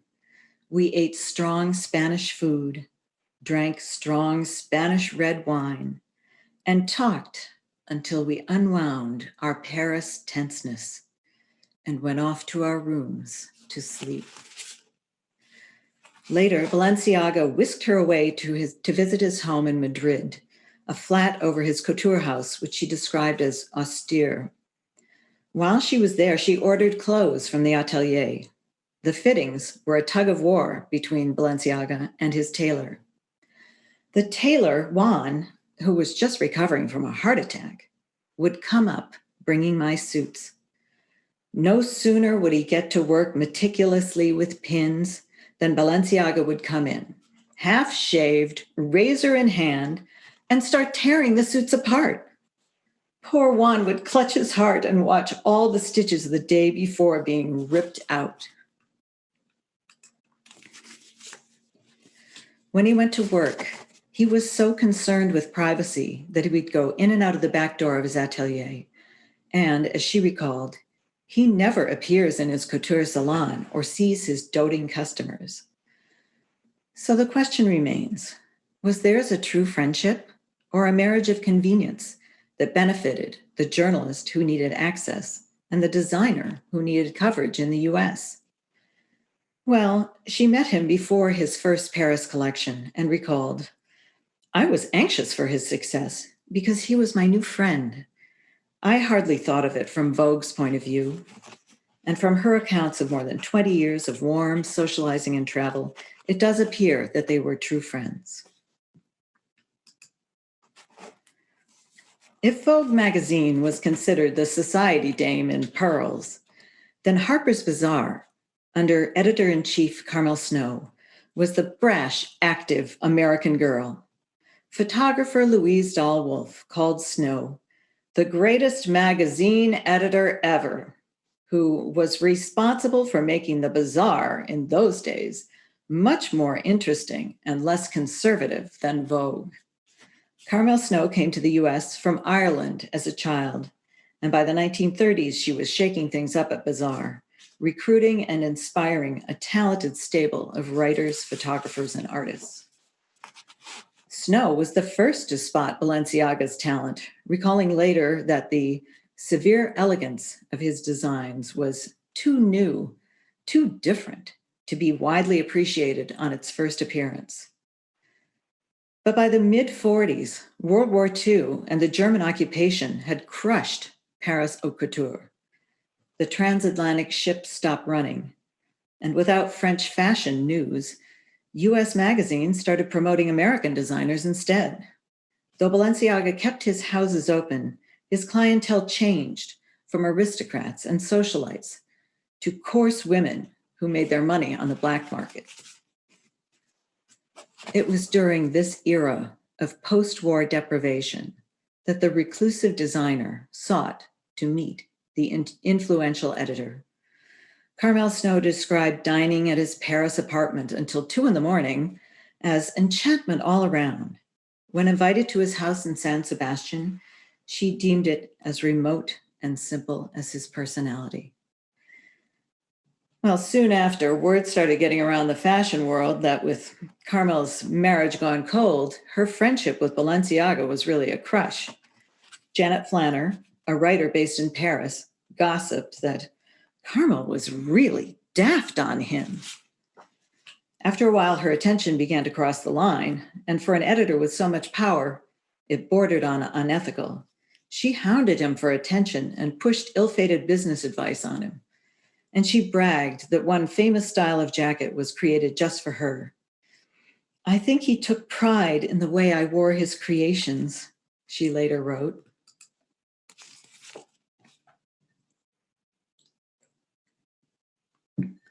And as editor, she performed a true favor when his radical new silhouette landed like an unexploded bomb in the early 50s. As she recalled, buyers and editors looked aghast at Balenciaga's collection of unfitted suits. You could feel the hate in the room. I was seated, as usual, in the front row, and I stood up. I began to clap, slowly, deliberately, loud. I didn't start a demonstration for Balenciaga then, but when I turned over the Paris issue of Harper's Bazaar to Balenciaga's collection, the fashion world began to pay attention. Still, it's hard to believe that someone as worldly as Carmel Snow would have fantasized about having a romance with him, since he had been openly living with his male partner for more than a dozen years. And she was known for her fondness for too many cocktails and so-called vitamin injections that probably included amphetamines. Unfortunately, she was sliding more and more deeply into the alcohol addiction that would help bring an end to her career. So it's more likely that Carmel Snow was in love with Balenciaga's talent and fame, but was too high to recognize her own possessive and fawning behavior. As one Vogue editor said, it drove him crazy. With rationing and deprivation in France continuing well into the post-war era, though, Balenciaga was dependent on the wealthy American market that was just reopening to Paris. So his friendship with Carmel Snow may have been driven, at least in part, by the coverage that she could give him in Harper's Bazaar. And just a few words about legendary editor Diana Vreeland and Balenciaga. She was famously discovered by Carmel Snow while out dancing at the St. Regis, and together, the two of them shook up Harper's Bazaar and fashion media in general. She never had a chance to become a close friend of Balenciaga, since Carmel Snow jealously kept the Paris collections and the designer for herself. Nevertheless, Vreeland was an unabashed fan of his designs. As she recalled, with her typical hyperbole, one never knew what one was going to see at a Balenciaga opening. One fainted. It was possible to blow up and die. After she was pushed out of her role as Vogue's editor-in-chief in 1971, Vreeland found herself at loose ends, needing a job to provide income and relevance. Head curators at the Metropolitan Museum of Art approached her to take over the moribund exhibits at their Costume Institute, and she reluctantly signed on for a year. Once on board, she installed herself at the Hotel Crillon in Paris and commenced, with her typical zeal and work ethic, to mount an exhibit celebrating Balenciaga. He only had passed away a few months before, 4 years into his sudden and restless retirement. Inspired by Balenciaga's design and his Spanish heritage, Vreeland immediately started shaking up the status quo at the Met by asking for abstract mannequins and Spanish works of art to display among the fashions. She declared that Balenciaga's perfume would be sprayed in the gallery and dug up photos and films to be shown within the exhibit. As the opening approached, she marshaled an army of socialites, Vogue colleagues, columnists, even the designer Halston, to throw their weight behind the exhibit.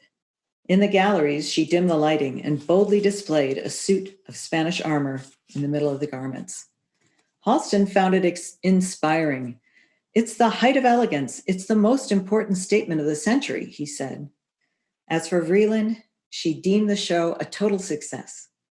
And even though she'd stepped on a few toes in the staid museum world and would continue to do so, she knew she'd found her footing in a new career, thanks to her tribute to Balenciaga.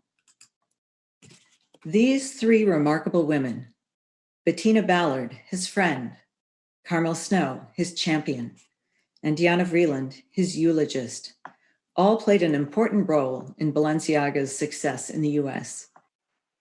As for how the designer truly felt about any of them, well, that remains as much an enigma as he was.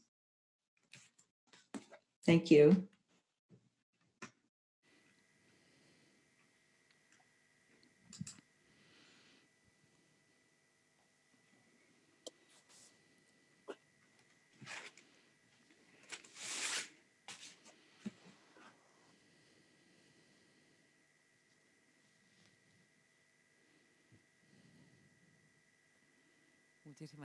Thank you very much, Julie.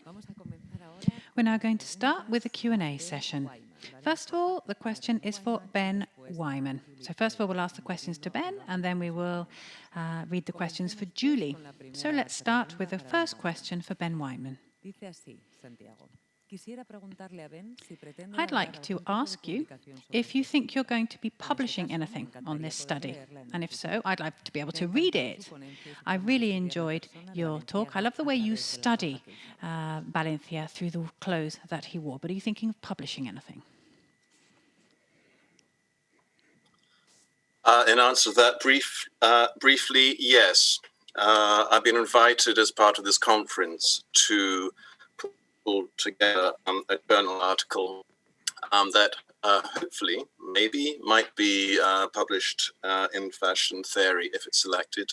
Otherwise, I understand the museum in Qatar itself may be posting some of these ideas and research on their own website. And I'd be very happy to publish this work on the museum website. I think as much as anything to honor the support and the insight that Igor Uria at the museum has provided me with this research. Thank you. Thank you very much, Ben. Next question. Thank you very much for your talk. I liked your approach very much. Could you tell us a little bit more about your research techniques, especially when you were actually studying the wear that you have noticed on some of the garments in some areas? Yes, thanks for the question. It's a nice question to answer. Part of the PhD that I recently completed was exploring materiality, men's clothing, material culture, and memory. And part of the methodology was pulling together a number of different methods, textual research, which is textual analysis, which is literary analysis, and also visual analysis. I combined that, I brought that together with the material-culture analysis of the garments of the three men, the subjects that I explored, in collections at the V&A Museum in London and the Fashion Museum in Bath. So what I was trying to explore was a gentle provocation to life writers and to other people exploring someone's life in this perspective, a masculine life, is to think about if there is extant clothing of that person somewhere in a museum collection, in their wardrobe in the house. It's a rather intriguing and insightful proposition to explore and look at the wear and tear of someone's clothing. So as I described earlier, materiality, which has been written about a lot, but there are authors and theorists like Daniel Miller, Tim Dant, Juliana Bruno, the artist Janice Jeffries I was talking about, also someone like Margaret Gibson, who wrote Death and the Object. All of these very interesting researchers and theorists have explored the impact of someone's body on the garments that they wear. Now, it's fairly obvious, but sometimes the obvious needs to be said, that the proximity of dress, physical proximity of dress to the body, is actually one of its amazing, insightful elements that we can dive into and explore. And so this idea of exploring the wear and tear, the patternation as I described it, are there patterns, rhythms of this wear and tear on one particular part of a garment? For instance, pockets, or on the right side, a sleeve, the elbow has been shredded, whereas the left elbow hasn't. It's a rather forensic analysis, and it's just exploring how different bodies move through the world, and is there any ideas or insights that we can gain by looking at these patterns of wear and tear on garments. I became known as the pocket man when I was going to the V&A Museum so regularly. All the assistant curators there who were helping me, I was always asking them, look inside the pockets. Is there anything inside the pockets, the ephemera inside the pockets? I want to know. Often there were things, little scraps of twigs or a leaf or something like that the wearer had put in their pocket for some particular reason. There's a lot about a materiality and unknowing, especially if someone is no longer alive. But as I described, things about informed assumption play a part in this, and it's a lot of the work that life story writers, biographers, and curators and fashion historians have to work with. I hope that's answered the question.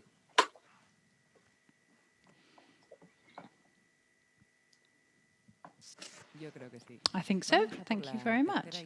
Now, this is your third and last question, the third and last question for Ben. It's from Liz from New York, and she says, thank you very much for your talk. I liked your approach very much. And the question is, when one reads biographies and texts on Balenciaga, one finds constant references to his discreet character. Does the material from Balenciaga's wardrobe that you have studied reveal any kind of evidence in this respect? Would you say that they endorse that discreet character, and in what aspects? What an interesting question. And again, I think it comes into things like informed assumption and, how would I describe it? A way of thinking about someone's life. As you get to read about them, as you get to see the photos about them, you see how they sit, how they move, how they pose. Gesture is very important when I was looking at the still and moving image of the subjects when I was looking at my research for my PhD. And then when I was looking online at Balenciaga, there are a few snippets of him online. And also at the museum in Guetaria, I was fortunate to work there in February installing an exhibition. And there were some lovely filmed sequences of Balenciaga tweaking and working on a model. So there's a lot about understanding how people move through the visual analysis. And then you look at the clothing and you begin to see how someone moved in those clothes. When you look at how someone moves, for instance, in a film, Sometimes they can be very austere. I don't know how to describe it, but there's just this sense of austerity. They don't move very much, or they move very fluidly and slowly. And it's these sorts of things that you can sort of begin to latch on to think about the gesture of someone's life and how they moved in their clothing. And as far as the clothing itself, is the clothing discreet? Balenciaga's personal clothing, I would say, has a simplicity. It has a casualness. Most of the garments I was looking at least, have a casualness to them. So in a way, if you described very simple, austere, clean lines as discreet, then yes, I would agree. It sort of almost becomes an emotion, doesn't it? And how do you describe an emotion physically? I think there's a lot of very interesting work to explore there. But yes, I could imagine that someone might describe some pieces in his wardrobe as discreet. I think it'll be an interesting conversation to continue.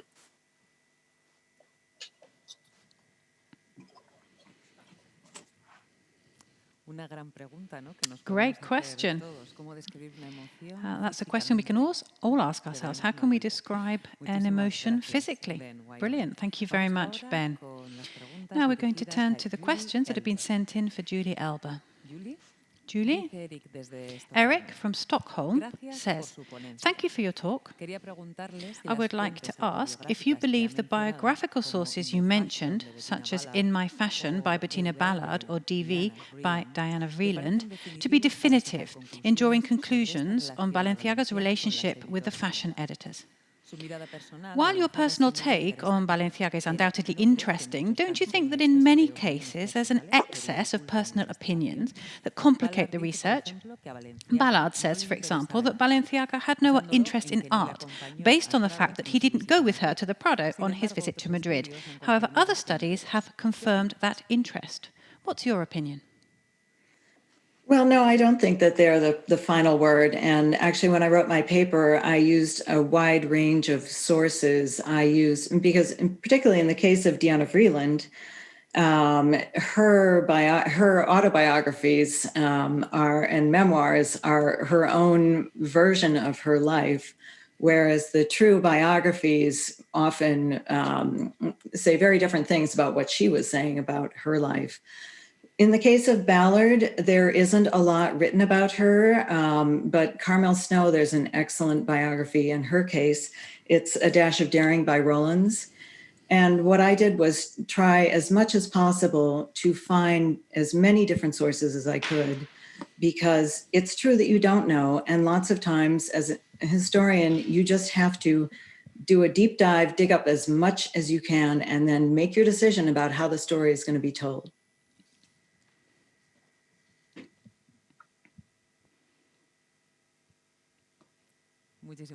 Thank you very much. Next question from Peter, and he's from Essex. And he says, thank you very much for your talk. Do you know what the two editors' reaction was? I'm talking about Bettina Ballard and Carmen Snow, when Balenciaga said in 1956 that he was going to present his collections 1 week later to the media. Do you know what their reactions were? Yes. Actually, it was a month later, and it was more that they reported on it. I know that Carmel Snow at one point got in a fight with Balenciaga because he was worried that she was going to report too early, and so even though she was in love with him and they were great friends, she did get kicked out for a while. And I think that Ballard in her case was such a good friend of his that she could understand where he was coming from. The copyists were so bad at knocking off so many of the designs, and it was a pretty bold move on his part. So I think their reactions were quite different, and they were quite different people.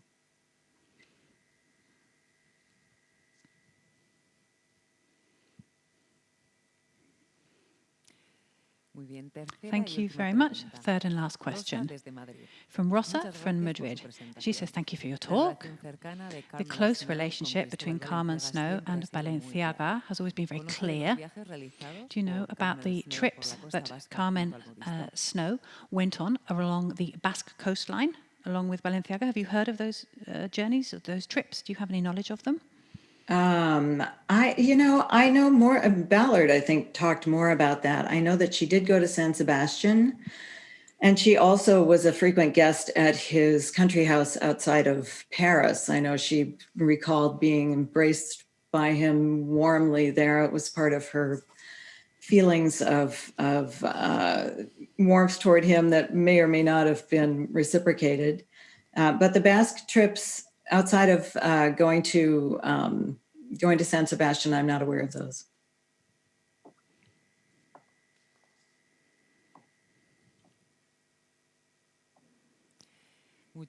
Thank you very much, Julie Elba. Thank you to both of you, both Ben and Julie, for being here with us today in this very important conference, and we hope to see you soon. Thanks as well to all of you who are sending us in your questions, which only serve to enrich this conference. Now we're going to have a very brief break until 6:10, so we'll see you back.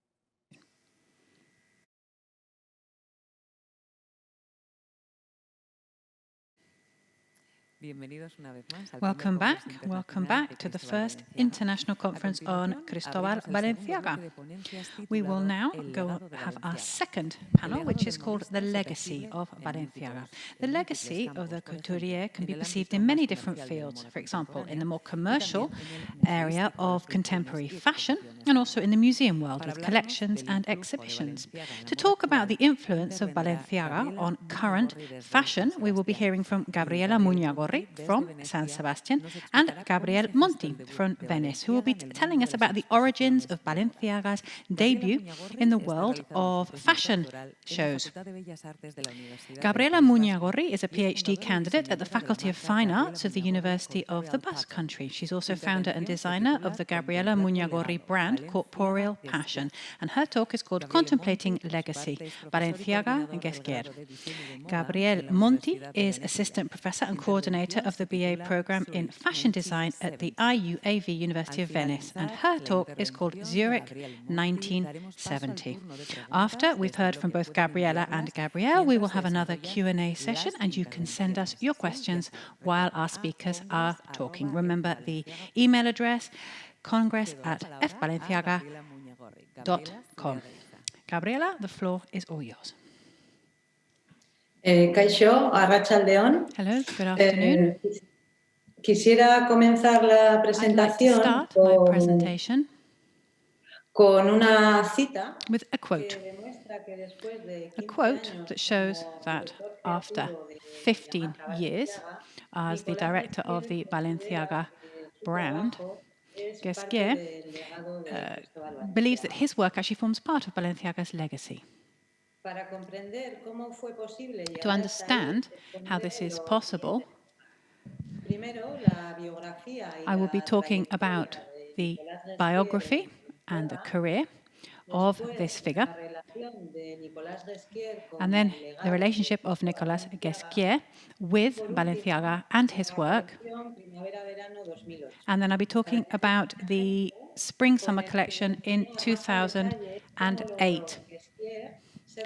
So I'll be exploring how Guesquier forms part of this legacy, because he inserted certain touches of his own creation and his own vision within the Balenciaga collection.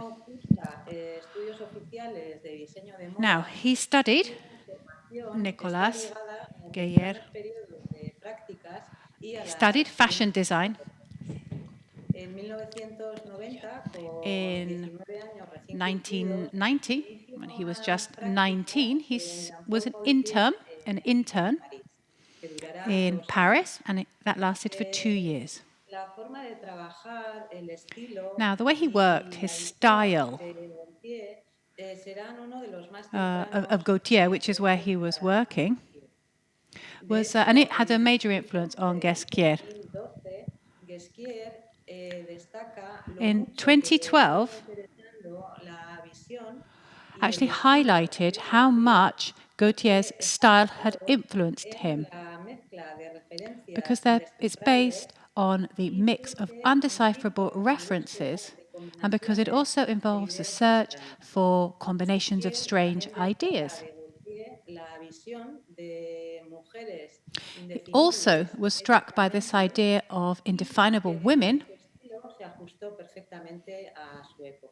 and how his style was perfect for his era. In 1995, Guesquier started to be the director of, or decided to do designs of the Balenciaga house for the Asian market. Now, this was very important because he had learnt about the history of fashion, but he'd done that by observing the collections of contemporary designers looking for connections with the work of Cristóbal Balenciaga. And it's at that moment in time that he actually saw similarities between Cristóbal Balenciaga and a number of different designers. Now, this is important because it shows that Cristóbal Balenciaga's legacy and the aspect that Nicolas was most interested in was his influence on contemporary designers, Balenciaga's influence on contemporary designers. In 1997, the Balenciaga brand presented its first collection, which had been designed by Guesquier. And he remained as the creative director of the Balenciaga house until 2012, by which point he was considered to be one of the most influential and most original designers of his generation. For the 15 years that he was the creative director of the house, I think there's a turning point that we can identify there, which is before and after he had access to the Balenciaga archives in Paris in 2001. Before 2001, he wasn't able to access the archive, and he wasn't able to observe and study original garments, which severely hampered his work. But from 2001 onwards, when he was actually granted access to the archive, Guesquier discovered a hitherto unknown Balenciaga, and the relationship that he has from then onwards with Balenciaga's work is transformed, and it becomes a source of driving motivation for him. Now, point number 2. Now, the relationship of Guesquier with the work and legacy of Balenciaga wasn't linear. It was very much more complex than that.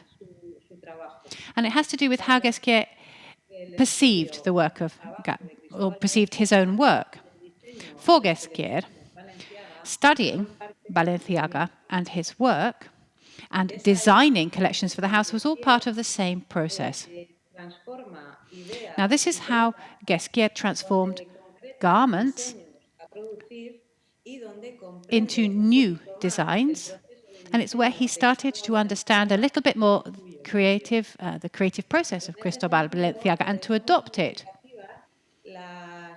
In this sense, the declarations or the vision that he expressed in 2001 about the work and the collections, and his own collections as well. In 2001, Guesquier was described as the most enigmatic designer of his generation. And he also made sure that the Balenciaga collections perfectly represented the style of the iconic Balenciaga house, and that even though he wasn't able, before 2001, to access the Balenciaga archive.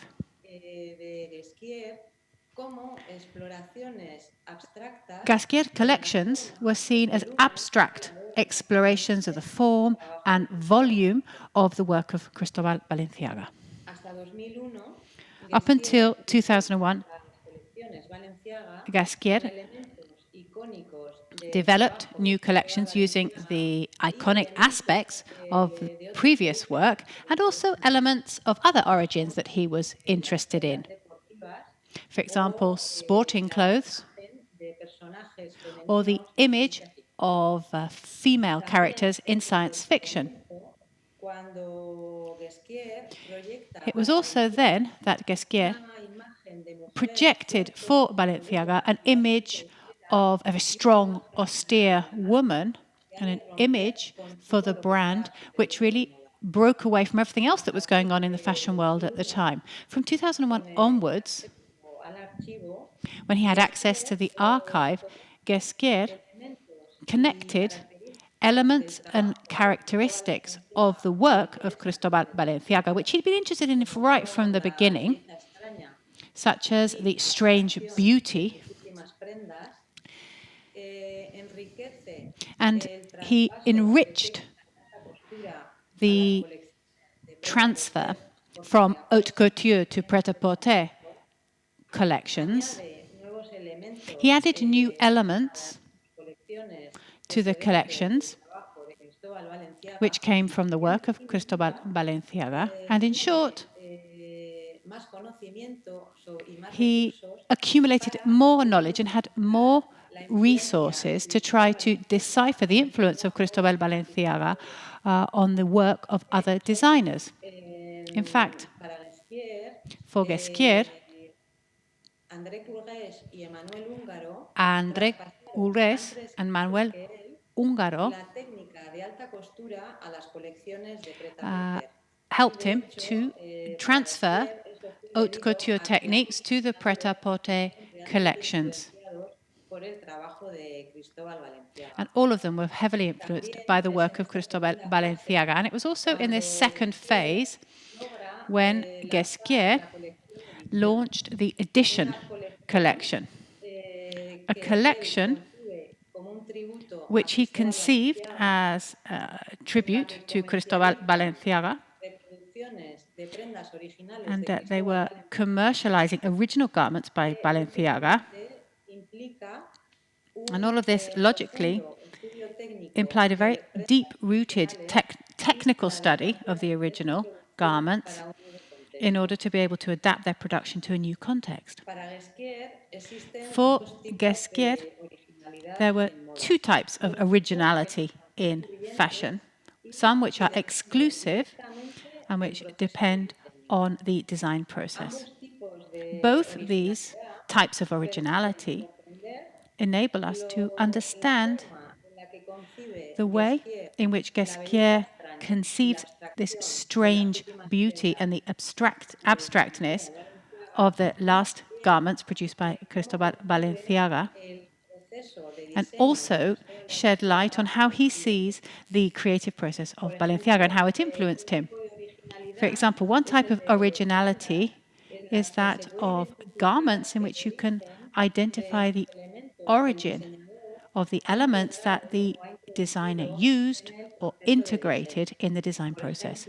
For example, en esta segunda Gasquier, in this second phase, la influencia understood the influence in the tunics Francisco de Zurbarán en las prendas de Cristóbal Balenciaga of a famous Spanish painter in the tunics which were designed by Cristóbal Balenciaga and was able to identify them. The second type of originality is that of a garment, is that of garments which come out of a process of design in which the designer combines and mixes elements from different origins in his or her own way. Se trata, por lo tanto, de prendas So we're talking here about garments which are completely abstract. They are undefinable, tienen una belleza difícil which have a beauty that's difficult to classify and are therefore strange. punto número 3. Point number 3, the 2008 Spring-Summer collection. In 2013, Nicolas Ghesquière, and remembers this collection as an ultra-radical collection, full of repetitions, and he calls this collection the flowers, the floral collection. Now, the idea of repetitions is important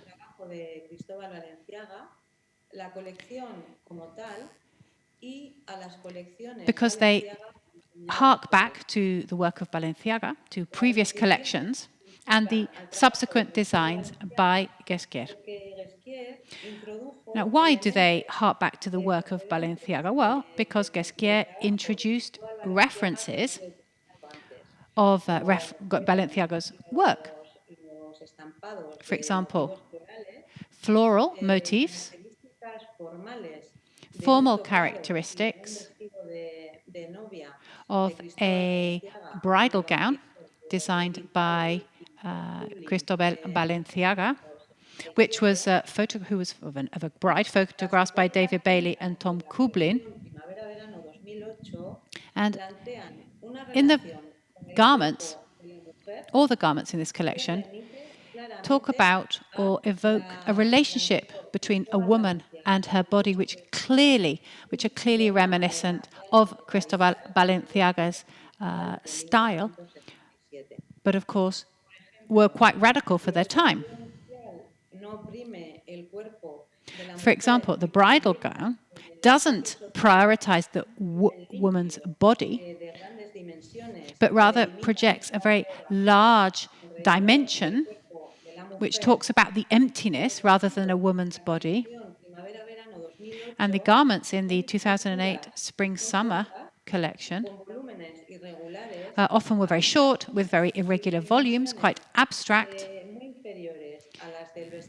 and they were much smaller in size than the bridal gown by Balenciaga, but which suggested a similar relationship between a woman and her body, and which, in fact, the garments were very comfortable to wear. In the edition collection, which came out of that same year, it commercialized reproductions of previous garments by Cristobal Balenciaga. Ghesquière and his team carried out a deep-rooted technical study of different accessories, and this had a major influence on the design of the collection. Then we have the repetitions, which define or a hallmark of the collection. Ghesquière conceived this collection as being full of patterns, silhouettes, which were similar to stones, garments conceived as structures with a rigid cloth. In fact, the garments in the collection, they actually seem to be different versions of the same dress, with the exception of the short trousers. It's a very short dress, and the collection expresses and projects in the social space the idea of very strong, agile women who wear garments with irregular volumes and abstract volumes. And then finally, the repetitions evoke the collections designed by Ghesquière within the Balenciaga house for a number of different reasons. First of all, color and the patterns and the haute couture techniques and the very short dresses. They're not new in the collections of Nicolas Ghesquière, but what is new is their protagonism throughout the entire collection. Secondly, Ghesquière continued to research the work of Balenciaga in order to introduce new elements into his collections and also in order to continue to transform these elements, the elements that he'd been interested in right from the beginning. Finally, the collection itself also evoked previous collections by Guesquier, because the last collection he designed for Balenciaga reminds us of the both Guesquier's previous collections and the bridal gown, which was designed in 1967. Now, we can conclude by saying that Guesquier, as part of the Balenciaga legacy, learned his trade by studying Balenciaga's garments. That's how he learned. He also learned by designing collections for the Balenciaga fashion house with references to the work of Balenciaga and also references that he, in fact, introduced himself.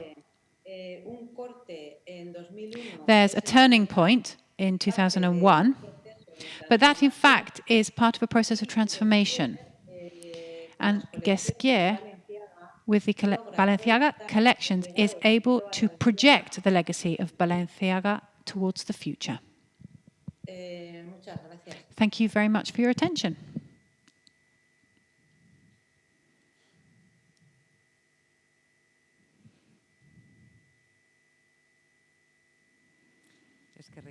Thank you very much, Gabriela Muñagorri. We will now pass the floor to Gabriele Monti.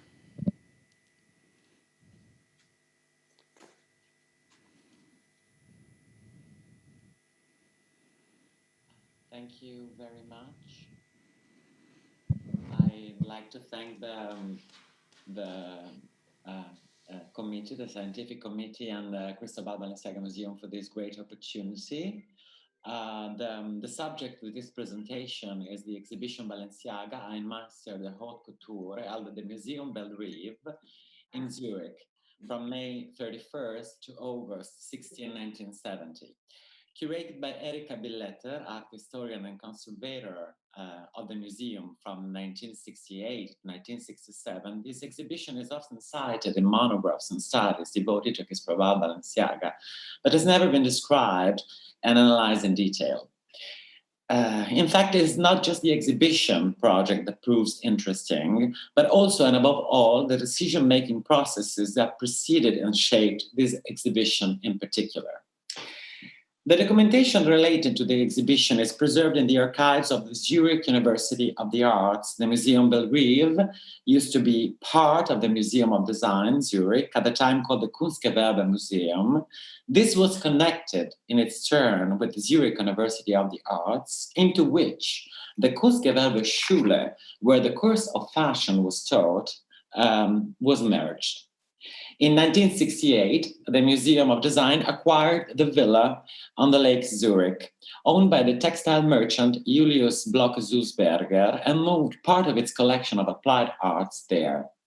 The Museum Bellerive hosted temporary exhibitions and the collection of glass, ceramics, and textiles until 2017, the year the museum closed.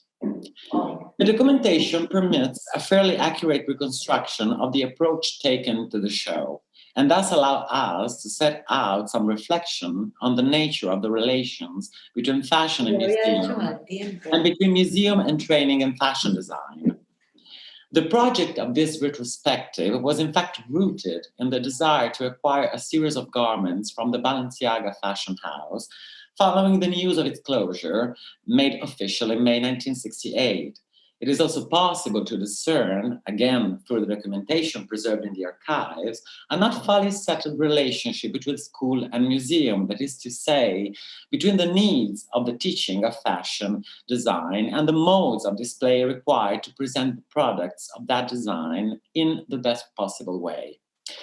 A document drawn up in June 1970 by Verena Bischof-Berger, director of the course of fashion design at the Kunstgewerbe Schule Zurich at the time, reconstructs the events that led up to the exhibition. Generally, in the few reports published on this project, it is stated that the organizer of the exhibition was Gustav Zumzek, proprietor of the Abraham Textile Company, supply of silk fabrics to Balenciaga, as well as to many other leading figures in Parisian couture, as well as a personal friend of the couturier. The involvement of Zumsteg appears to have been connected with the news of the fashion house closure and Bishop Berger's desire to acquire some of its models for the school. So Verena Bishop Berger actually moved to Paris at the end of 1968, and she made a first selection of the pieces at the presence of Gustav Zumsteg and Balenciaga as well, and Ramon Esparza. And then she went back at the beginning of 1969 and also took some part of the clothes that the museum and the school acquired back with her to Zurich.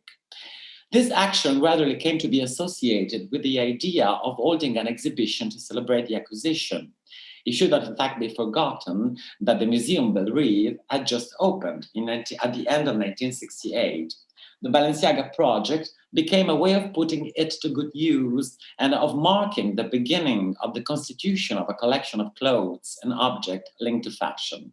However, it is clear that in the early stages, the interest in Balenciaga was connecting chiefly with the school, with the formation of what we could perhaps describe as the nucleus of a study collection, in other words, one of materials to be used mainly for teaching purposes.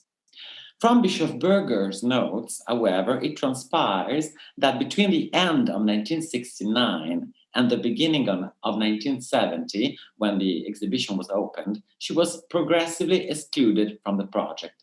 So an interesting element emerges, that of a sort of handover between school and museum. In fact, Bishop Berger progressively disappeared from the correspondence relating to the organization of the exhibition, and Erika Billetter, conservator of the museum, assumes an increasingly central role in the project. This is an aspect that still helps us today to comprehend the cultural attitude that we have developed toward an exhibition on fashion and the entry of fashion into the museum. As for the choice to collect and display Balenciaga, in the case of Zurich, the starting point was undoubtedly the idea of inserting him into the processes of teaching fashion design even more than into the museum. The reasons given for favoring the negotiations that Bishop Berger conducted with Balenciaga in Paris with regard to the selection of models from the fashion house for the school and the museum are particularly telling in this connection. Bishop Berger wrote, quote, "They would be a stimulus and a benchmark of quality for our teaching activities," unquote.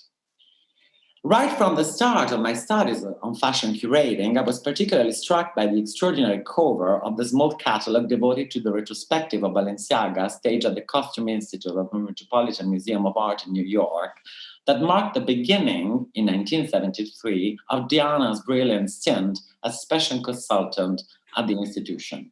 A careful examination of the catalog and checklist of the exhibition in 1973 clearly reveals the relationship with an early event, which is actually the exhibition organized in Bellerive, whose poster has been preserved in the archives. The cover of the 1973 catalog is based on this poster, although its author is not named, and it is simply labeled courtesy of the Museum Bellerive. The layout of the title is slightly different in the two versions, and the format of the catalog cuts off the upper part of the poster, where information on the exhibition was given in addition to the name of the Museum Bellerive. The large B dominates the composition, and it becomes the graphic structure of the image, and the sophisticated color combination of blue and brown that utilizes the fields generated by the loops of the letter I've always conjured up for me, in a very immediate and maybe superficial way, the idea of a decidedly Swiss style of graphics. And Gerard Miedinger is actually the graphic designer who was given initially the job of creating the poster of the exhibition. He was the brother of the better-known Max Miedinger, celebrated for his design of the Helvetica typeface. Miedinger's design of the poster was a sophisticated one, since it utilized a graphic style that was part of the fashion house's history. The B on which he worked and the word Balenciaga are composed in exactly the same uppercase typeface that was used for what today we would call the logo of the fashion house, the one that appeared on the top of the celebrated advertisement with a portrait of a couturier for the fragrance Le Dix, published in Harper's Bazaar in December 1952.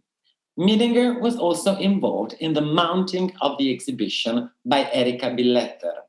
Miedinger oversaw the design of the rooms where the exhibition was housed, the fitting of the clothes onto the mannequins, the preparation of the showcases and the display of the silk fabrics, and coordinated the work of finishing. The graphic designer was also involved in the selection of the photographs by Tom Kubling that punctuated the exhibition, especially with regard to the way the blow-ups of the images related to Balenciaga creation were utilized.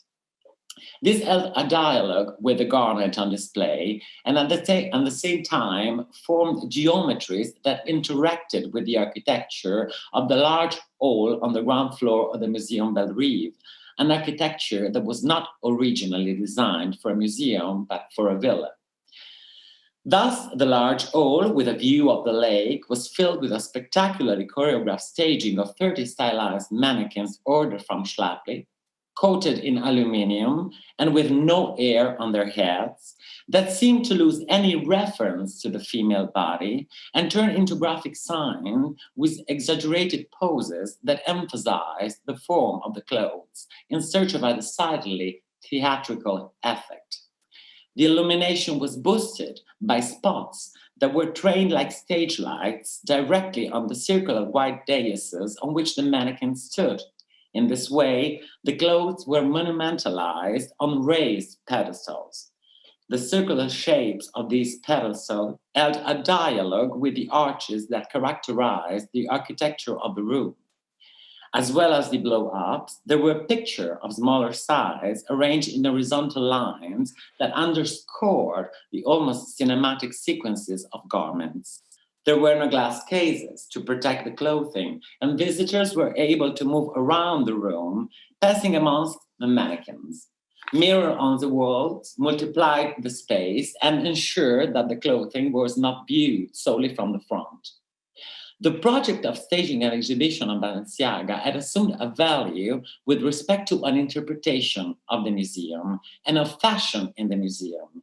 Erika Billetter hints that the involvement of the graphic designer Gerard Miedinger was necessary in order to come up with a display capable of giving a tone to these articles, which were not new. They were not produced specifically for the exhibition, but at the same time could not be considered sufficiently historical.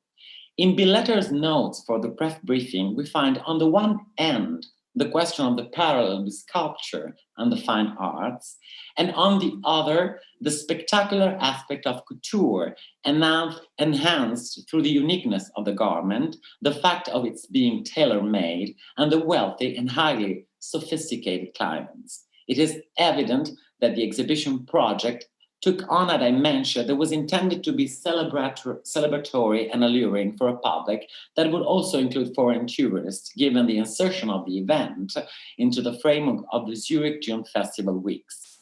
Billetter, in fact, went to Paris. She went to Balenciaga to supplement the Bellerive's collection. She discussed directly with the House of Balenciaga, and she also talked to Hubert de Givenchy. So Hubert de Givenchy was able to put her in contact directly with Countess Mona von Bismarck and Bunny Mellon in order to evoke in the exhibition the wealthy clients that used to wear Balenciaga. So in the end, most of the 30 mannequins in the exhibition were evening dresses supplied directly by Cristobal Balenciaga and by his wealthy clients. In this way, the collection of clothes for teaching was substantially supplemented and modified, and to some extent faded from sight in comparison with these spectacular pieces. After the opening of the exhibition, Verena Bischofberger wrote a note dated June 1970, from which we learn that she had been excluded from its preparation. And she writes, this is the original document in German, but I had it translated. I so much to my regret that the correlations have not been maintained, that, for example, a coat was not placed next to its toile, and that very many aesthetic and educational opportunities, which is what the object on display and the aims of the Museum Bellerive were supposed to provide, have been wasted. Perhaps an expert ought to have been consulted. In spite of this amateurish arrangement, however, the results seem good, for the individual pieces are truly marvelous, but a great opportunity has been lost, unquote. In her note, Bishop Berger dwelled on the need to involve an expert in the exhibition and hinted at a criticism of the role played by Conservator Billetter, who was acting more like a curator, as we sometimes understand the figure today, that is to say, without any specific technical expertise with regard to the object that she had to handle for this exhibition project. The exhibition was not confined to the central large hall, but also occupied the smaller rooms adjoining, in which showcases and fabrics were located. These rooms were not pictured. There were no pictures of these rooms in the archives. Here, hats were displayed along with the toile of the one seam coat, which actually became part of the museum collection. Those materials were the ones that could in some way express or suggest a dimension of fashion different from the spectacular and glittering one that we automatically associate even today with couture, a dimension linked, that is, to the processes of design, closer to the know-how of fashion design, and thus to its teaching. Thus a rift emerged between the curator, whose focus was on the imageries that shape fashion, and the conservator, who had a technical understanding of the pieces and was able to look at them from the viewpoint of the processes of their production. A rift that still does not seem to have been healed today when we look at fashion's relationship with the museum. There can be no doubt that the acquisition strongly favored by Bishop Berger and the school made sense with respect to the dimension of teaching and the school, and with respect to a focus on the specific processes of fashion design.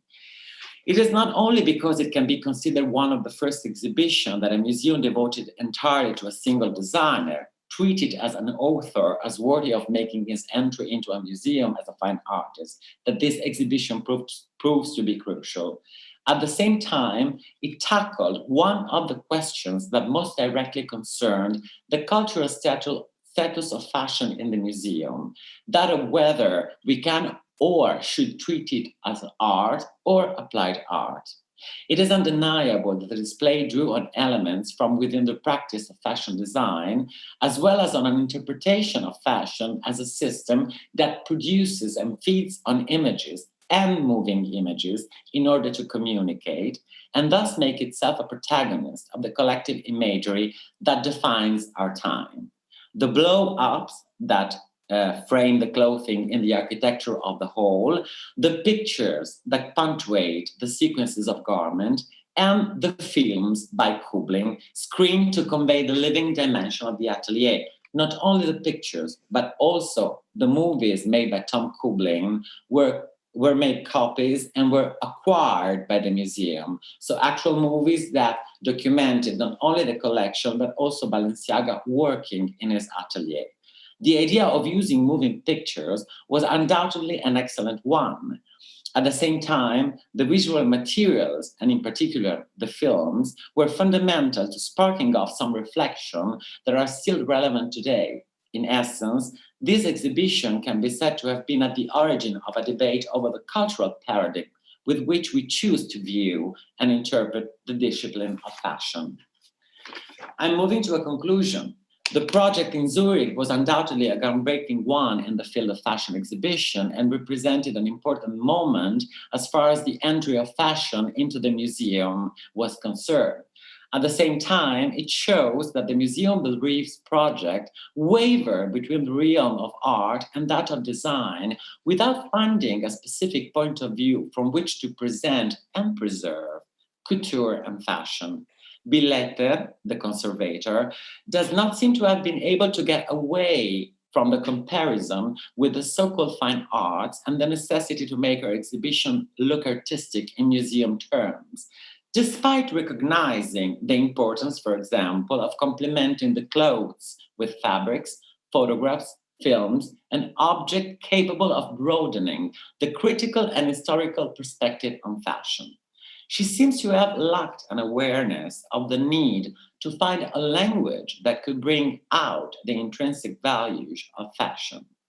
But as Bishop Berger suggested in her note, the presence of an expert would have proved useful.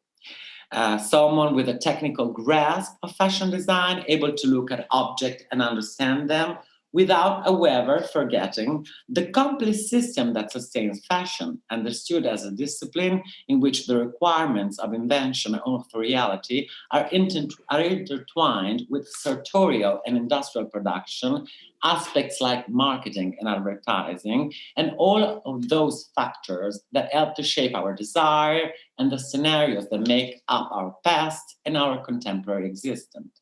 I'm closing simply showing what was, this is one of the few actual color images of the exhibition, and what was called the clothes for teaching were not always not interesting. Actually, the winged cocktail dress, the one that Alexandra Palmer showed us before, which is very famous, was acquired at the beginning by Verena Bishop Berger, by the school, and probably also indicated in the list by Balenciaga himself. And in fact, this garment, even if did not belong to any wealthy socialite or does not appear to be spectacular, was in the first collection of garments and is still in the collection of the Bellerive Museum. So the clothes for teaching were not always so not interesting as Erika Billetter would want us to believe. And I'm also saying a short thing to end this presentation, and it is the relationship between this exhibition and the Brilliance exhibition at the Metropolitan, dated back to 1973. Not only the cover of the catalog, we have the letter that Brilliant wrote to Billetter, the first letter that comes from the Hôtel de Crillon in Paris, where she used to stay. And in this letter, it is made clear that Brilliant is not interested in the exhibition in itself in Zurich, but in two elements: the toile, actually, which belonged to the museum, and the film by Tom Kubling. Brilliant was always interested in the multimedia element, and also Brilliant was very aware of the importance of showing the technical element of a beautiful design. She was aware, very well aware of that. And in fact, we have to say that she achieved what Billetter did not achieve, because in the actual exhibition at the Metropolitan, the one seam coat that came from Ramon Esparza was displayed nearby the toile that came from the museum. Clearly, this leaves us with question about the relationship between a didactic way of making exhibition and the idea of working on an aesthetics of the exhibition and on exhibition making in general. But it seems that Brilliant, even if we tend to consider her linked only to the idea of a great show and an entertainment, achieved something that even now can be considered interesting when we work on an exhibition that is connected to fashion, because she was looking for a language to make fashion understandable and to tell fashion, to make fashion talk through the museum, actually. Thank you very much.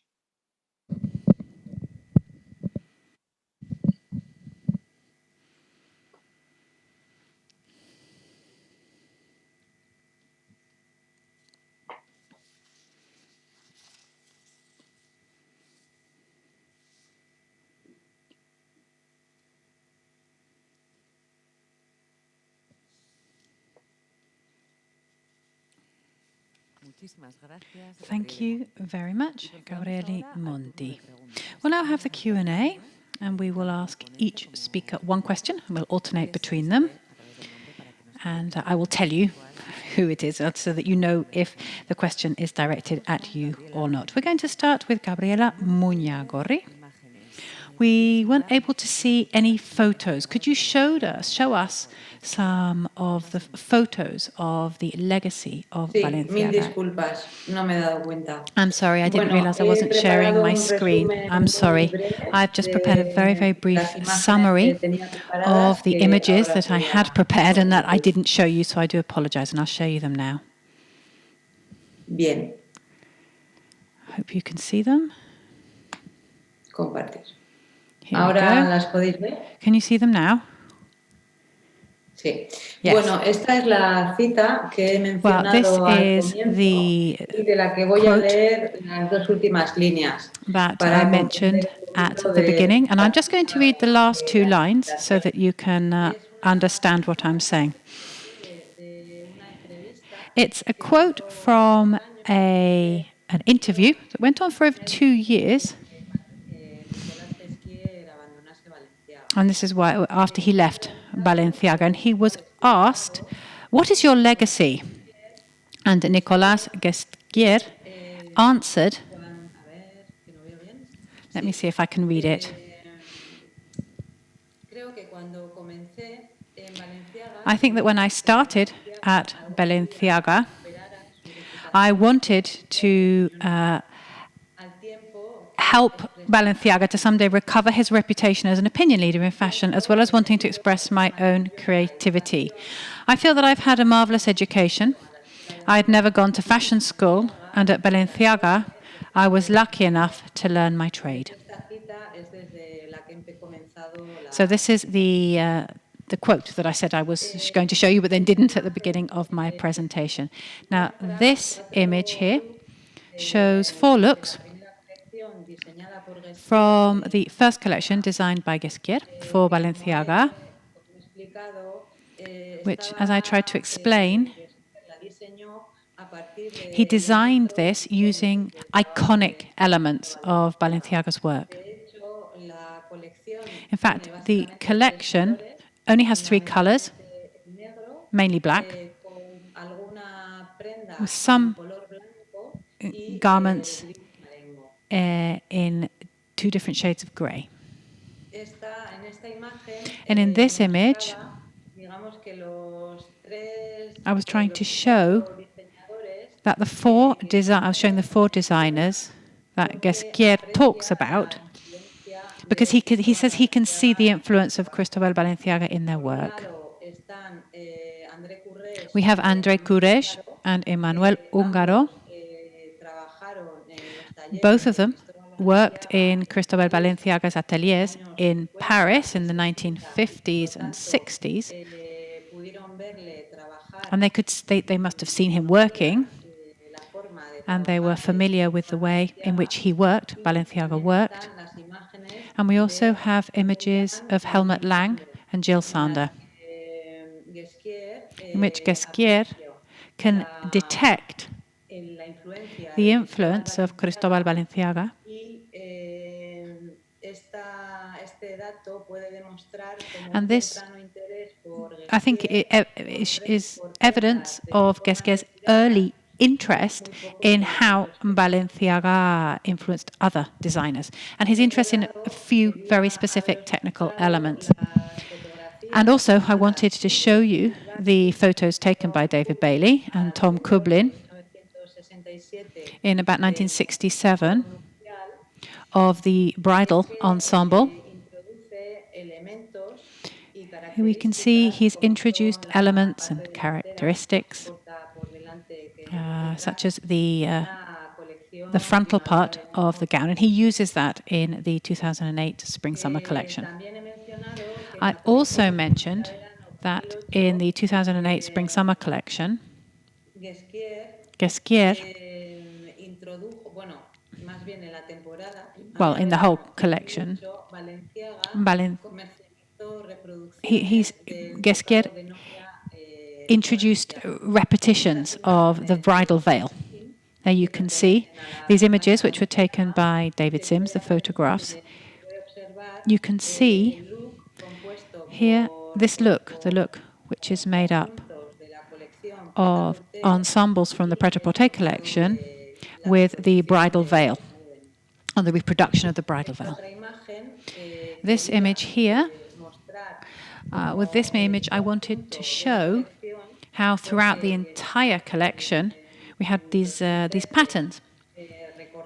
Because if you remember that in 2013 he said that he saw it as a whole full of colour, a whole ensemble full of colour. And this series of looks from the collection aimed to reflect just that, the explosion of colour that Guesquière talks about in relation to this particular collection. And then finally, I also mentioned the 2012 Spring-Summer collection. And I mention that because it was heavily influenced by the 2008 Spring-Summer collection, which in turn Guesquière worked on. And he used elements, again, from the bridal gown that we saw earlier. So I hope that's illustrated my talk a little bit better, and I hope what I was saying before has now become much clearer for you all. And I do apologize for not showing you the images during my talk. Thank you very, very much, Gabriela. The next question is also for you. It's by Charles Brown, and he says, why was Guesquière not allowed to go in? Why was he not granted access to the archives before 2001? Is that access not guaranteed? Why wasn't he allowed access to the archive?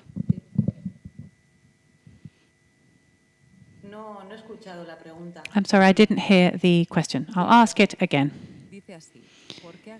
Why wasn't Guesquière allowed to access the archives before 2001? Are not the creative directors immediately permitted access automatically? Well, this was due to a change in ownership. So up until 2001,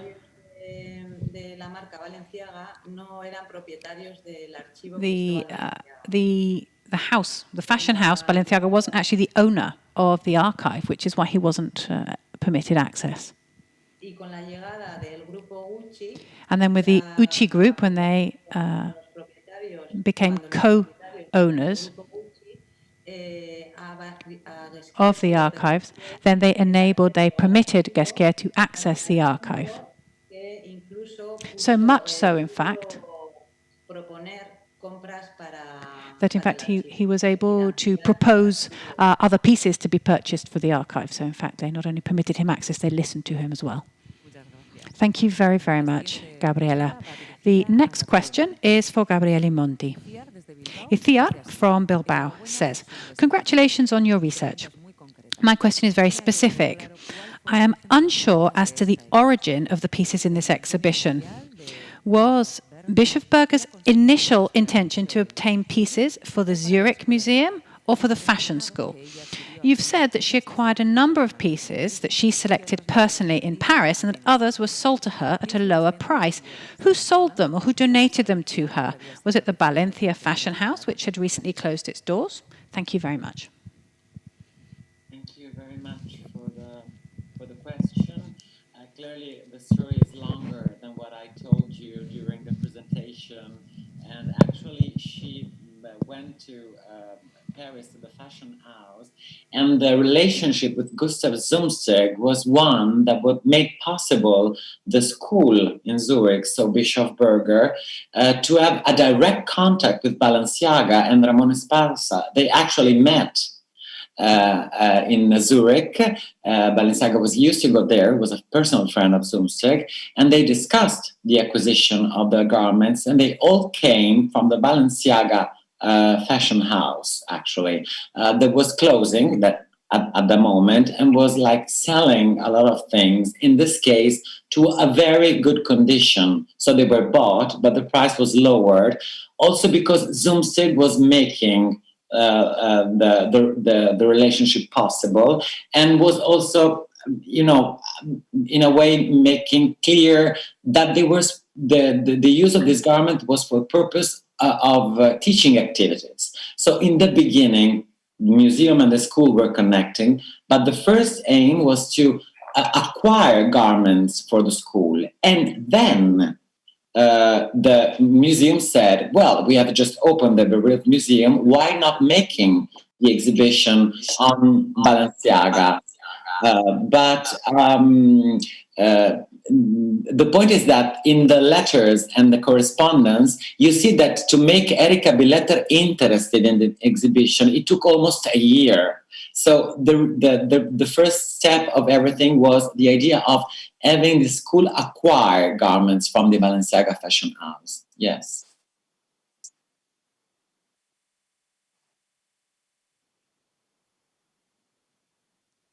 Thank you. Muchísimas gracias, Gabriele Monti. La siguiente para la señora Muñagorri. Gabriela Muñagorri. And it's a question from London, and it's Anne from London, who's who's saying, as you say, when Guesquière was finally permitted access to the Balenciaga archives in Paris in 2001, this marked a turning point. And the floral collection of 2003 reflects this archive work. However, do you not feel that this change emerged more clearly from 2006 after the Arts Décoratifs exhibition, in which Guesquière was personally involved? It coincides with the Balenciaga firm's decision to launch its edition collection based on their own in-house archives. Don't you think that the influence is clearer after that, and that from there on there is a greater exploration of material or materialization of the original Balenciaga language? Gracias por la pregunta. Thank you very much for this question. I think that the date 2006 is a very important date. You're right.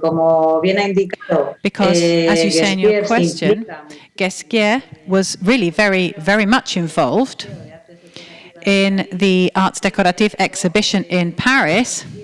And in fact, he himself, Guesquière, said that the exhibition really represented a line, the line that exists between heritage and the work that he himself was carrying out in the Balenciaga fashion house. I think that the turning point, if one does exist, is definitely 2001. I sustain that. Because it was in 2001 that Nicolas Guesquière discovered a different type of Cristobal Balenciaga, full of nuances and colors and fabrics and textures. And in 2006, you're right, it was an important moment. I don't disagree. The 2008 Spring-Summer collection, what I feel, at least, it's almost like a blooming, if you like, of this influence, the influence of Cristobal Balenciaga on Guesquière's work, and which is why I think it's so important. Because also the elements that he introduces from the bridal ensemble, they also represent his interest in this strange beauty that I mentioned, and in abstract garments, which come from the later part of Cristobal Balenciaga's career. Thank you very much. The next question is for Mr. Monti, and it's Esperanza from Madrid asks, well, she says, first of all, I found your presentation highly thought-provoking, so thank you very much. My question is, in your paper, no mention is made of Balenciaga supervising this exhibition, and it's hard to believe that he wouldn't have done so, given the care he took over the image of all aspects related to his production. Have you found any references in this respect? Was he present at the opening? Do we know if he was pleased? Thank you very much. That was interesting for me as well. When I began the research, I wanted to know if he was involved in the exhibition. I have to say that it did not come to the opening of the exhibition and was not directly involved in the mounting of the exhibition, but it was very clear that he was willing to give more elements and more garments and more objects when he understood how big the exhibition wanted to be for Billetter and for the museum. So he opened again his fashion house, he gave other garments, and actually Ramon Esparza built a relationship, I would say, a more direct to Billetter, and I had this sensation that he was the one who supervised things. Hubert de Givenchy went to see the exhibition, not at the opening. He is the one that kept the contact also between I would say, the Parisian house and Zurich. And also Hubert de Givenchy is the one that told Vreeland, write to the Zurich Museum and ask them for the movies, which are amazing, and they have acquired them, and for the toile. Because clearly Vreeland and Givenchy and the Metropolitan Museum of Art, they did not need the garments that were in the Bellerive archive. But those elements for her were very important. So he is actually the link, I would say, and the important person. I showed you a letter that he wrote to Erika, actually, and he is really one of, I would say, the supervisor, both Ramon Esparza and Hubert de Givenchy.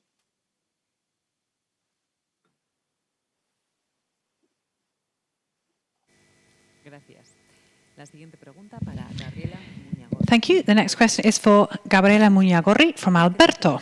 And he says, what do you think Cristobal Balenciaga would think of today's firm, today's fashion house?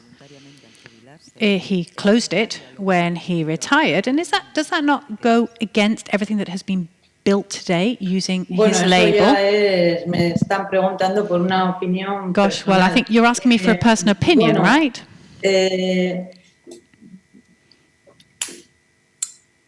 Volviendo un poco a la exposición de going 2006 back que ha salido to antes, the exhibition of 2006 that we've been talking about, Pamela Goldwyn, the director of the museum at the time, she said that the exhibition represented very well the fashion world at the time and the linearity of it, how a label, a fashion house, which had been created by Cristobal Balenciaga, had been transformed into a brand, into a fashion brand. Guesquier, I think that the work carried out by Guesquier at Balenciaga, at the Balenciaga fashion house, was a work basically of research. And he paid tribute to Cristobal Balenciaga. And it was very important, the work that he carried out. What's been done after that, well, I don't think, I don't really have an opinion on it because I haven't researched it, so I'm not in any position to give you my opinion. Thank you very much, Gabriela. The next question is for Gabriele Monti, and it's been asked by Eric from London. And he says, perhaps my question goes somewhat further than your talk, but don't you think that your research into this exhibition, which coincides with all of Cecil Beaton's work for the important show at the V&A, and what comes later with Diana Vreeland at the Met, somehow reveals the collapse of haute couture as a business, and the sudden appearance of a sector of people related to this already dead world of haute couture who want to organize fashion shows, but who don't have the curatorial training to do so? Doesn't it manifest something of an amateur approach in the world of fashion shows? Thank you. That's a very difficult question to answer. And we should organize another conference on this subject as well, probably inviting more experienced fashion historian and fashion curator. I've studied fashion exhibitions for my PhD, and I've been working with curators and exhibition makers, but this is a very hard and difficult question. I have another idea. I don't think that the actual couture world was dying and they were making exhibitions and they were not very well trained to exhibit those elements. They actually did something very special, in my opinion. They helped museums understand the importance of acquiring those clothes and of displaying and improving collection inside museums. For me, it's interesting that 68, you have the school and museum in Zurich. 69, Beaton starts the talks with the V&A. And then Vreeland arrives at the Metropolitan. It is clearly that there are other things that were happening around. Clearly, the end of couture, Pret-a-Porter was becoming very important. And at the same time, the Blockbuster exhibition was at the same time a thing that was becoming very important. So the idea of bringing people to the museum was important. But at the same time, I think that people that were inside the fashion system, Beaton, Brilliant, even if they were not so much trained as curators and were not technically perfect, did a lot to make fashion relevant inside the museum for the culture of fashion. So it's very difficult to have such a black and white position. But to me, it was very interesting that this happened in those years. And so I think we should really reflect on this a lot. I think this is an interesting question for a further reflection. So thank you very much. Gracias a usted. La siguiente también es para usted, señor Monti, y dice así.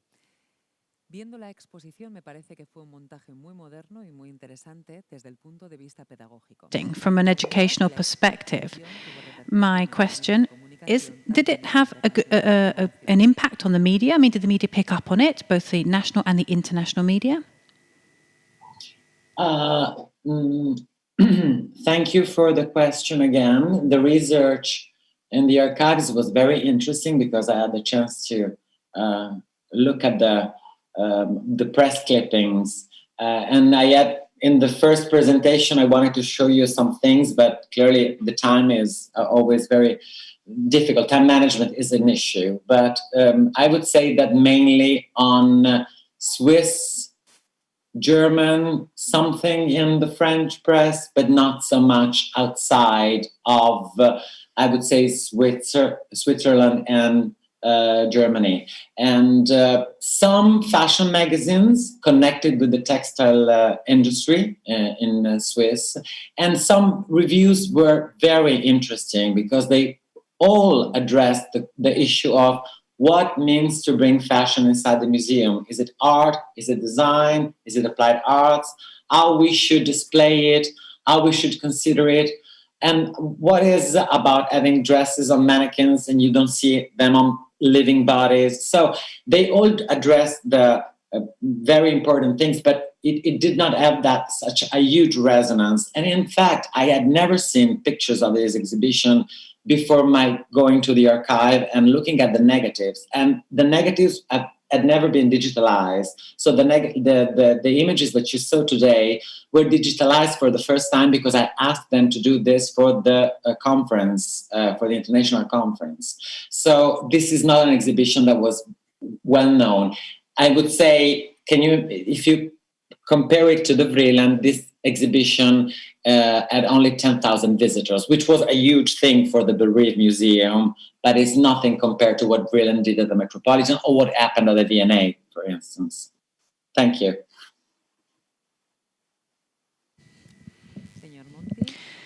Mr. Monti, thank you very much. Mr. Ben Wyman wants to ask you the following question. Thank you very much for this fascinating biography of the exhibition of Balenciaga. I really enjoyed your analysis of the available material. My question is, how was this exhibition received? Were there temporary critics of the exhibition? What was the university's reaction, for example? And specifically, what was the reaction to the exhibition in the academic world? Thank you, Ben, for the question very much. And inside the Zurich University, as you can imagine, Verena Bischof-Berger, which was the director of the fashion school, said what I read you. Beautiful garments, not so much the exhibition. We have lost an opportunity to try to display fashion and the processes of fashion. Actually, I wanted to show you, I found a very nice little publication which was called Fashion Design, which is the catalog of the exhibition that a few years later she organized in the museum with the results of the year, the class of that year in fashion design. So I think that university expected something else. For instance, the university teaching staff didn't like the fact that they had asked Balenciaga charts with fabric swatches that were very interesting to show the processes of working with Zoomsteg, the designing of the silk, the print, and the processes of making garments, but they were not displayed. So that was very something that they did not consider very intelligent for the exhibition. At the same time, the public enjoyed it, but I would say from the spectacular point of view, the idea of the garments, the beautiful garments, one of the most photographed was the one lent by Mona Bismarck, and the movies that you could go and see every afternoon. So that was the most important thing.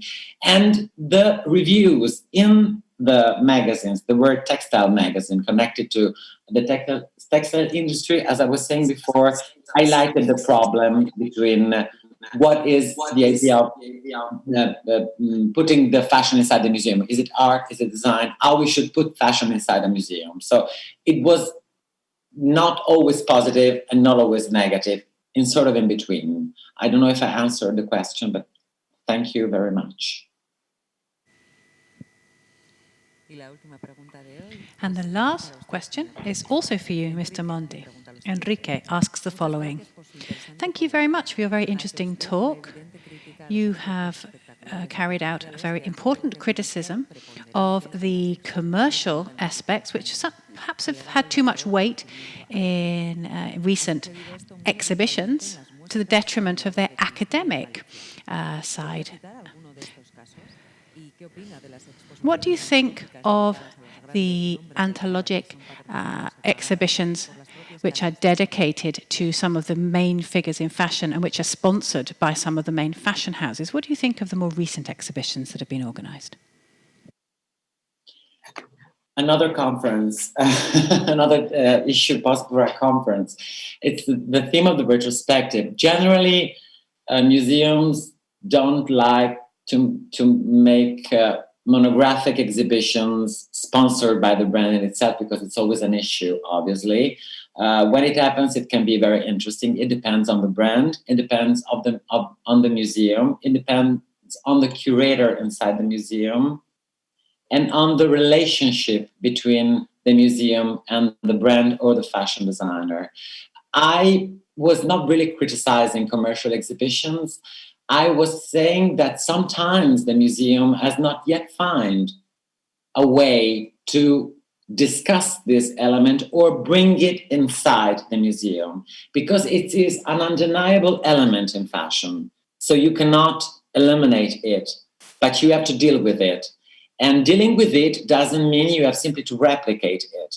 So that's mainly what I was trying to say, which is very difficult for me to, in a way, discuss and solve as a problem. I don't think it is solved yet. I think this is something that fashion curator, contemporary exhibition maker are still trying to figure out and discuss.